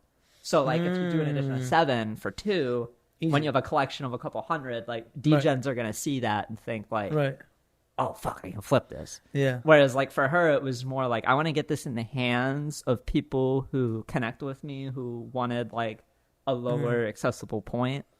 And that's kind of like the option I would want for someone doing a smaller drop, is like, I would want those 5 or 10 to really go into the hands of the right collectors, people who aren't just going to try to take advantage of like a pricing discrepancy. It's so and there's hard. so many of those people. It's so hard to differentiate. Did you find those people at Bitters Editions? Because I feel like sometimes Bitters Editions. That's what. Oh my gosh, let's go back to the Bitters Edition. Yeah, let's go back, because I didn't fully understand what I was getting into. You know what I mean? Yeah. You got me with you on I'm like alerts, 50. so I know I'm like other people 50. with you on alerts. I don't know. I get like so. I think one of the video editions, it was like 20 something editions. I was like, wait, this is a whole drop. Like, this is, you know what I mean? But then I started to slowly realize, I was like, wait a second. Me having more bitters editions is kind of better than me having less, because it's the free. Because then they're not going to try to flip a 1 of 5 for 0.1. You know, because they got the bitter edition. Because they got the bitters edition. You know what I'm saying? Like, if it's better that they're trying to flip a 1 of 25. Gotcha. Because they're going to flip it regardless. A lot of these bitters editions, people were trying to flip. You know. I'm the guy who's known for being a dick with the bitter edition, and like, say I know that you mostly sell pieces for 3 to 4 ETH. Yeah. And you just release a piece. I will bid 2.5 ETH, like right off the bat. And then it cuts off like the people who are going to bid 0.1, 0.12. And see, but I think that's where that's where it's cool though, because I like it when I have 5 collectors, but they're all valid because they're all over 2 ETH. So there's all people that are like, I know are real legitimate collectors. Yeah, they were like legit real ones. Yeah, exactly. They would have bought it. They would have bought it and hold it. Yeah, it wasn't probably. like someone who just came in at 0.1 because they knew. Because the point, all those 0.1 to point to like the 1. You know what I mean? Those guys are demons. Those are noodle hand demons. Those are the people that Aaron DMs 30 minutes after you settle the auction. Please, like, link, please. Where's my bidders edition? Yeah. Yeah. Exactly. Yeah. Where's my bidders edition? And those are the motherfuckers, the same people who are like, they'll just, hound you in the DMs. But yeah. So you mentioned earlier, like Twitter being part of your like day-to-day work. How much time do you spend like between talking to like other artists, collectors, group chats, all that? Like, I have to imagine it's a pretty big part of what you're doing. Big part of the day. I talk to artists almost all day long. Like, all my friends in the space, I'm talking to them regularly. Like, shout out to Kula. I want to say it's a collective we've been building, and it's like all my friends really just in it. He's in it. We got like, I'd say the closer friends I'm talking to on a regular basis: Amu's Vision, Solo Saint, Photon Tide, him, Ajay, Avaj, and yeah, like in Mediolanum, Ram Desin. A lot of these guys, I'm like regularly talking to them, and we're just talking about like. Doesn't even have to be about art. We'll just be talking about regular stuff. Fashion, we're talking about a lot of fashion stuff. Mm-hmm. We're just kicking it. And as far as like talking to collectors, I like to talk to like collectors on like a friendly basis too. Like I talk to you about random stuff. I know. I feel like I'm talking about rosin. Yeah, we're talking about rosin. We're talking about weed. Puffco, rosin, weed shit. Like we're not talking about. I'm not usually in the DMs talking about like, oh yeah, like fucking. What about this? I mean, like, we might talk about like a piece specifically, but it's never like you just come in and like, never shilling. Never shilling. It's very organic. Right. But also I think that I'm never really like just talking to my collectors. Usually like the collectors I talk to regularly are people that I talk to that I connect with on like another more thing. personal level. More personal level. Like I spoke with this other collector who doesn't actually own one of my pieces, but we just started talking about Tool for like hours. And then we ended up like 2 hours later. I'm like, oh shit, bro. Like, I know a couple collectors who are Tool fans. Yeah. This fool's name is Shosh, if you know Shosh. I was thinking of Buna when I think of Tool. Oh, hell yeah. I know Buna. Yeah. But yeah. The person I always think of, and we might have to cut this out because of his name, his handle on Twitter is Dumb Gay Retard. Oh, Blob. Yeah, he's been our good friend since 2017. Yeah. So we met this guy when he was like he was like 17. I don't know how else to say Oh god! I remember the first time like talking to Blob. I didn't realize how young he was. I'm like, wow, you're like my younger brother. But it's funny because like since we've known him, he's went from like graduating high school to graduating college, and he's like an adult. Like I've seen him in person. I'm like, you're not and he's 17 fucking anymore. Jacked. But his Twitter account, it's quite the Twitter account. Is it?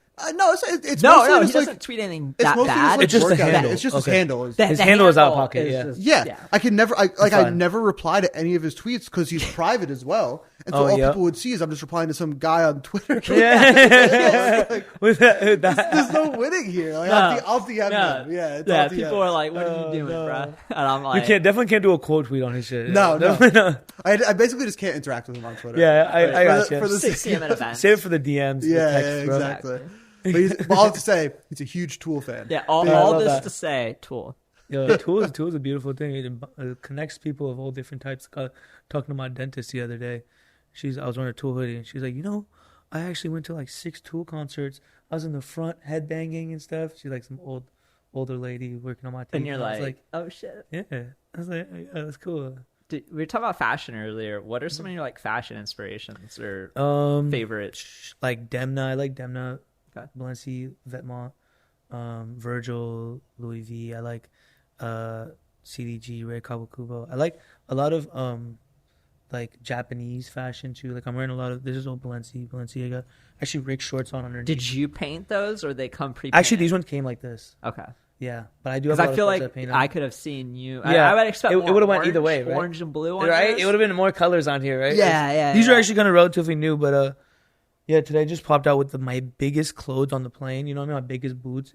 Also Balenciaga. You have to wear your heaviest, most. You feel me? Yeah. Can't put it in my carry-on. No, those boots would have been your entire carry-on. My entire thing, exactly. To shove your socks and shit in there. Exactly. I normally pack these because they collapse really small, and then I wear like Air Jordan highs or something. Mm-hmm. See, I have another pair of shoes in I have my runners that collapsed kind of. You have to.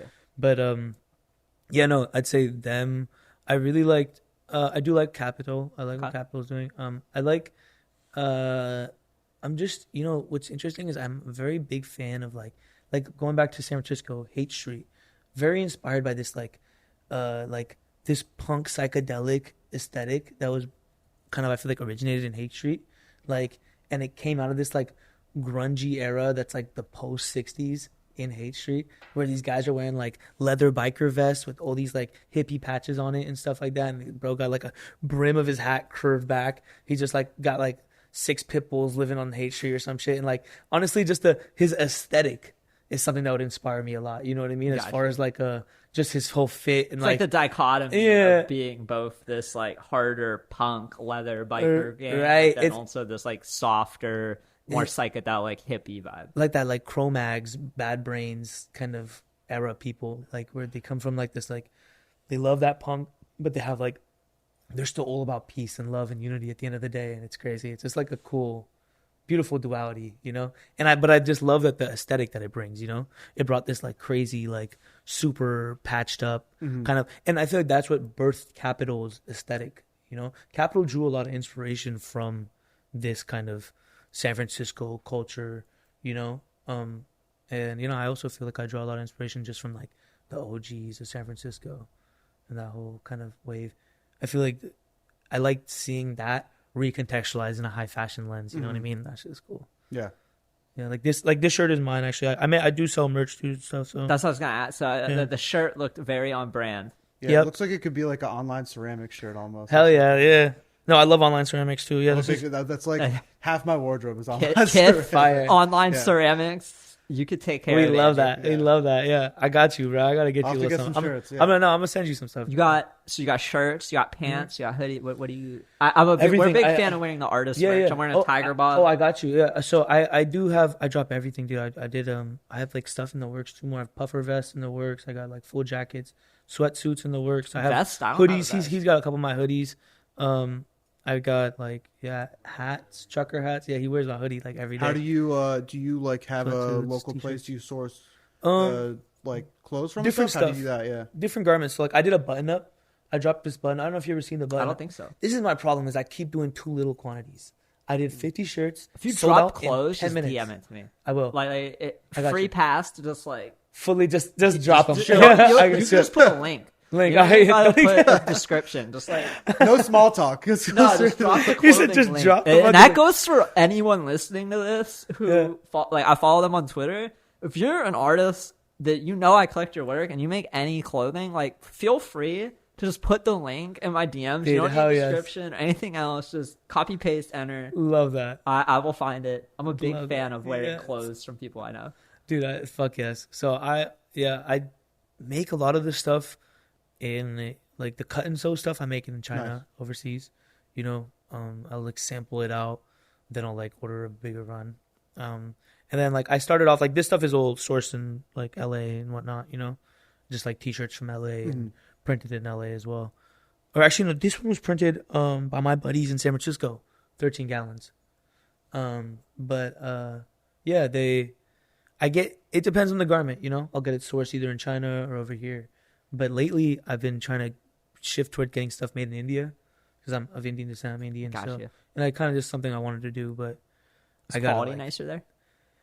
You know, your quality. I mean, depending on where you find it's comparable everywhere, right? Yeah. Like it's just really just how much you're willing to spend. How much you're willing to spend, and what deal you can get, and who your manufacturers are, and that's really all it is. And I think that probably easier to network with.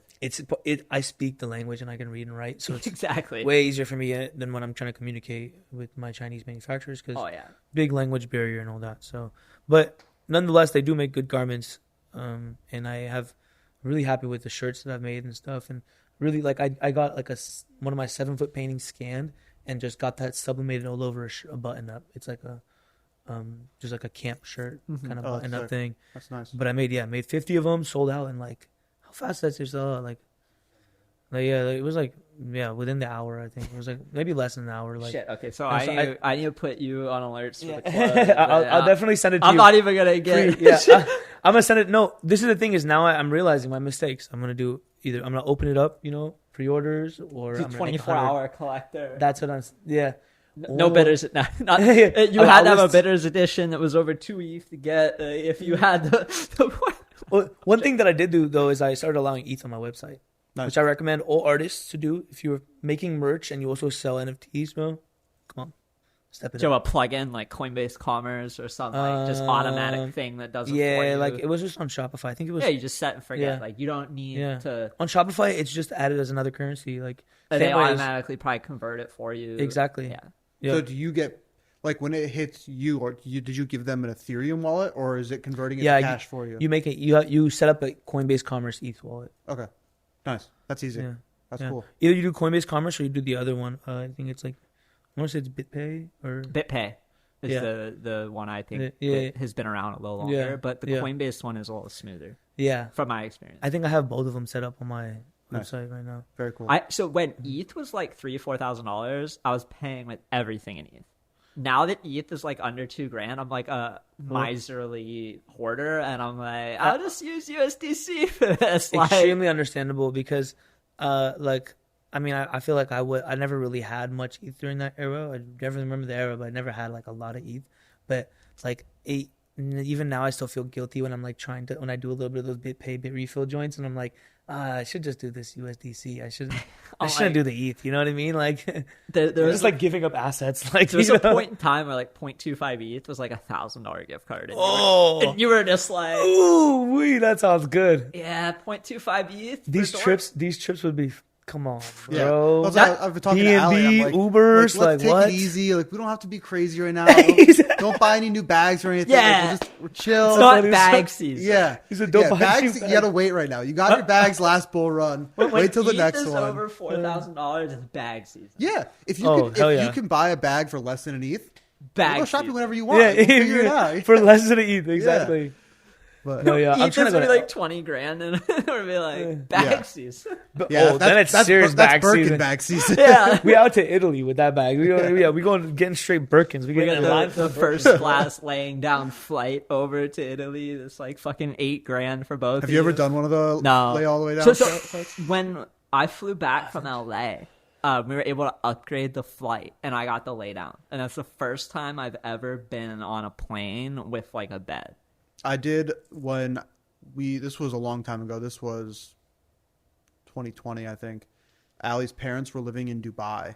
Oh, man. And so we flew, not first, because first flying to Dubai is like fucking insane. Right. So we flew business, and that was like the nicest flight of my life. It's like totally They have insane. like clean new headphones that you unwrap. Yeah, they have Bose headphones. It's so nice. It's like a blanket. My dad owned a travel agency. Like that was his business as a kid. So I remember he got like exclusive, like when Singapore Airlines just started doing their business class and first class things, we got exclusive like a pricing or something on a ticket when they first opened their stuff. So when I was like younger, maybe 13 or something, I went business class to India in a Singapore Airlines plane, and like next to my mom, and it was one of those things where you could go fully lay down. Like it's crazy. It changes the game because those time zone changes. Yeah, like just it going really from helps LA with the time zones. to Columbus is only 3 hours, but it's still like enough that you're like, oh shit, that's No, I'm excited. Actually, this is my first time doing domestic business though. On my way back from here. Nice. I'm so happy I'm gonna be doing it because on the way here, bro, we were dying. Oh my god, we were in the back on the small plane. Way? Direct flight. Yeah, this was a direct flight. That's not bad. What but it wasn't bad. Huh? What airline? Alaskan. But it was just, and it was like coach, but we were all the way in the back. But it was like a really tight. I don't know what it was. This airplane was extra small. It was like I've been there. There was like enough room for only one person in the middle of the road, like literally like the smallest shit, and like the cart would like bump my leg every time it would come through. Like I can't even sleep. Yeah. I remember she'd wake me up. I'd be like, and then like it hit, and I'd be like, what the fuck? ETH Paris 2021. So like peak bull market's just going really well. We flew back economy. Okay. And it was one of those really small planes. Like I'm not massive, but I have long legs. I have like long arms and legs. And so like my knees were literally like pressed up against the seat in front of me for the entire like 8-hour flight from Paris back to New York. And that was when things were going really well. I was like, Allie, we're never flying economy again. Like there's just no way. I was wrong. Turns out ETH can get very low and we will fly economy. We will fly economy. Yeah. Regularly. Yeah, all the time now. But no, I feel like I always will try if I can upgrade to like the Delta Comfort Plus, even like that little bit for like $50 or whatever. It's almost always worth it. It's like, all right, would I rather like have 2 beers in the airport or upgrade to have like a more comfortable flight? Exactly. I can drink some fucking water. I'll be fine. You can kind of make it like comfortable too if you just like, I don't know, if you get in there in the right time and you're sleepy enough and you can just, you can kind of sleep your way through an economy flight to like a shitty seat. You know what I mean? Until the carts hit. You know what I mean? Until the carts hit you. Really. Yeah. Exactly. One of the huge things for me was using an iPad instead of my laptop when I fly, just because it's smaller. The and iPad, the MacBook Pro 17-inch I have is the worst for flying. Yeah, so you're sitting there and the keyboard's like this and you're typing like this. And then if anybody in front of you leans back, like your laptop's gonna snap. It will just close on you. Like, so if you're not flying first class, like you can't use the laptop. Yeah. It's like the iPad is nice, but the iPad is. I've made the mistake with the laptop. Like it's the only laptop I own, and it's like, all right, I'm just on my phone. Like, no, yeah, I think I didn't even open up my iPad though this time too though, because I was just like, I had to bring all my big like my jacket and all this stuff, so I was just like sitting there, like, you know what I mean? Yeah. Like, piled with my stuff. I don't know if you see my backpack, but I finessed a backpack strapped onto my backpack. Oh, you know? No, I did not. That's how I did my carry on. Check this. This is major game. You can strap another backpack onto your backpack if it's tight enough. One piece. Yeah, you don't have to tell them shit. You just keep going. You keep it pushing. That's what I was gonna tell them. If they asked me, I was gonna be like, "Yeah, no, this is just how I got the bag." It's I've seen some crazy. I went down a backpack rabbit hole. I seen your post. So I got it to me, right? Bought it to me, but I had over 200 recommendations, and it took me 5 months to make a decision. So like, I made this post in October. I didn't order the backpack until like this March, and I didn't use it until this trip. Well, but there were packs people were sending me. Like a lot of photographer fam is like very bullish on these like peak. They're like peak. Buy the peak backpack. Yeah, I'm good. There's so many compartments you can open it up from the side. I'm so good. Yeah, I'm so cool. I just put a laptop in there. I'm like, I need 2 compartments. I need the laptop compartment and the drugs compartment. Bro. And like nothing else. If I could put a water bottle, maybe I'll put a book in there and lie to myself that I'm going to read. I'm going to put a couple skiing masks. So if I need to do a live podcast, I can wear a mask. And then I'm going to put like the Puffco or a rig. Right. And it needs to be padded so it's soft, and that's it. See, like, but people like they have backpacks that are like suitcases, so like it opens up. It has a handle that makes it like a suitcase, but then it also opens up like this, like you're packing your carry-on. But then it's a backpack, and I'm like, I don't need this. Why? Because you could fit more stuff in it. I get it, but like, I get scared. I can't fit it under the seat in the plane. Like that was my issue with my old Amazon backpack. It would be all in a lump like this, and then it was kind of curved. So if I couldn't get the lump under the thing, it was like sometimes they get mad at me, sometimes they just look at me weird. Also, this whole shit about putting that backpack under the seat, bro. Where the fuck do I put my feet? Under the backpack. That's what I realized. But look at these boots. I know. There was no backpack. I literally was in the aisle taking my boots off, like. launching them off like that was crazy. So what I do is I put the bag under my legs here, and then I take the blanket that they give you, put it over my legs so you can't see where my bag is. Oh, and then once we take off, I take it off, and then they don't give a shit. Yeah, It's so annoying. Or sometimes I'll just put my backpack. If it's not a crowded flight, I'll just put it above me. No, bro, we didn't get a blanket. We got the. For an overnight flight? I was just economy minus, bro. That's what it felt like. Mad you were on the plane. No economy plus, bro. You were in the last seat, the very back. Yeah, no, they ran out of blankets by the time they got to us, bro.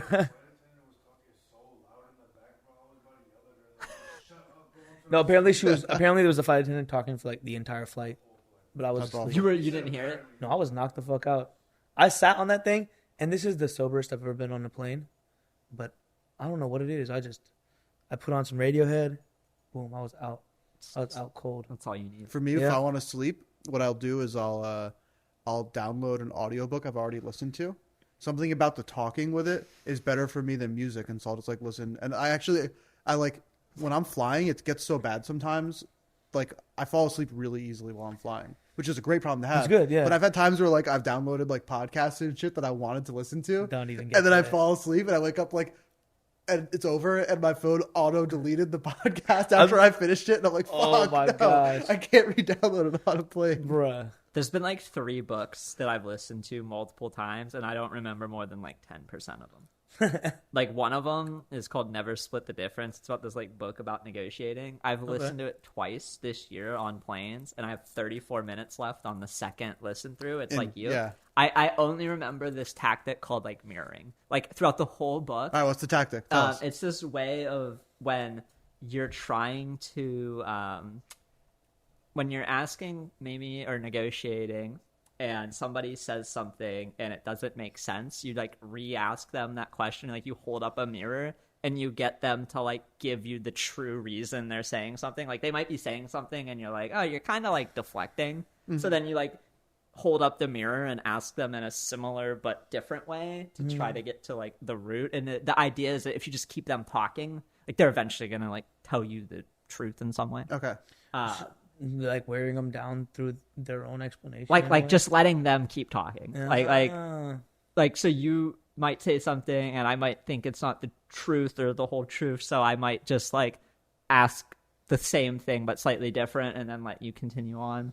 I see what you're saying. And then like them trying to just like make all these explanations for it. We'll get to the bottom of it. Yeah. Okay. Like this guy was like a hostage negotiator. Oh, so he's like, you know, like talking to people who have someone hostage. It's like, well, like, why do you have them hostage? Like, interesting. And then getting to the root, like, do you want the money from the bank? Like, do you want the notoriety? Do you want the attention? Like, what are you really getting? What is like your end goal here? Yes. And then like trying to keep that person calm while letting them just like keep talking. Interesting. Because like, I think the goal as a negotiator is to like do less of the talking. You're more of like a listener. Like you're trying to figure out like why is this person robbing the bank and taking these hostages, and how do we get that out of their system without them like shooting the hostage. It's kind of like the way of. I guess that's what it is. They're just reasoning with the shooter, you know, or whoever it is. Trying to. Yeah, I mean, as much as you can in that scenario. Wow. But what a high stress job. Getting a little close to a hard stop here. Yeah, we have a question that we ask everybody, which is, if you were to write an autobiography, what would the title of it be? It's a tough one. It's tough to put you on the spot with that. What if I was to write an autobiography? I am not my ego. I am not my ego. Mm-hmm. I like it. I'm not my ego. By Nishant Malhotra. I like that. Yes, sir. Mine's a Lindy walk. Can you tell me what Lindy is? Yeah, so like Lindy is named after the Lindy effect, which is, I think, named after this like deli that's maybe been around for like 100 years. So it's like not really that long of something that's been around to have a phrase like this. But the Lindy effect is like the idea that something that is non-perishable, like an idea or a place or something. I guess place is perishable. That's a shitty thing. The idea that something is non-perishable, the longer it is around, the longer it'll continue to be around. So like something that's very Lindy is like religion, like Christianity. Any religion that's been out for thousands of years is like super Lindy. Like Christianity probably isn't going away. So a Lindy walk is this idea that like you're walking without a super specific goal in mind. You're just kind of going out to experience nature or the concrete jungle in New York for the sake of experiencing and being present. And it's like something we've always done since we were hunter-gatherers. Like we would just walk around looking for things. Like, well, maybe the goal was to like find some berries or vegetables, but like you're really just walking around. It's pure curiosity. And that's kind of like what the idea of a Lindy walk was. Like I'd host spaces while going for a 2-hour walk while talking to people. And it was just this very like organic, free-flowing conversation of, hey, I'm going to go walk for 2 hours anyway. Why don't I talk to some friends? Yeah. And then like we'll just see what comes up. So that's kind of where it came from for me. I love that. Wait, what about yours? Mine's fuck it, we ball. Hi, there we go. I like that one. But yeah, for me, like mostly just in like I try to be very optimistic and kind of like assume that if you put yourself in the right positions and try to see things through and like give it your best effort, like things will probably work out for you. Okay, if you like just keep trying. And so it comes from a place of like even starting this podcast, we were like, oh, we should do a podcast. It's like, all right, like I booked us a space. We're doing a podcast. So I just like, fuck it, we're just gonna do it. We'll do it live and see what happens. So I love that. Hell yeah. Egodead, thank you for vibing with us. This has been a wonderful 2 hours. Are there any shout outs or things you want to leave top of mind for all the listeners before we wrap this up? It's been a pleasure. I really appreciate y'all. I love everybody in the space. Yo, this shit is amazing. This is a blessing. It's just a beautiful thing to be here, and I'm stoked. It's going to be a good week. Yeah, thank you. It's great to meet you. It's funny. Dude, my pleasure.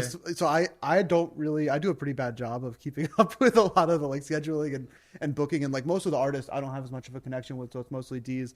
And so like I noticed you followed me a few days on Twitter, and I didn't know that we were doing this podcast.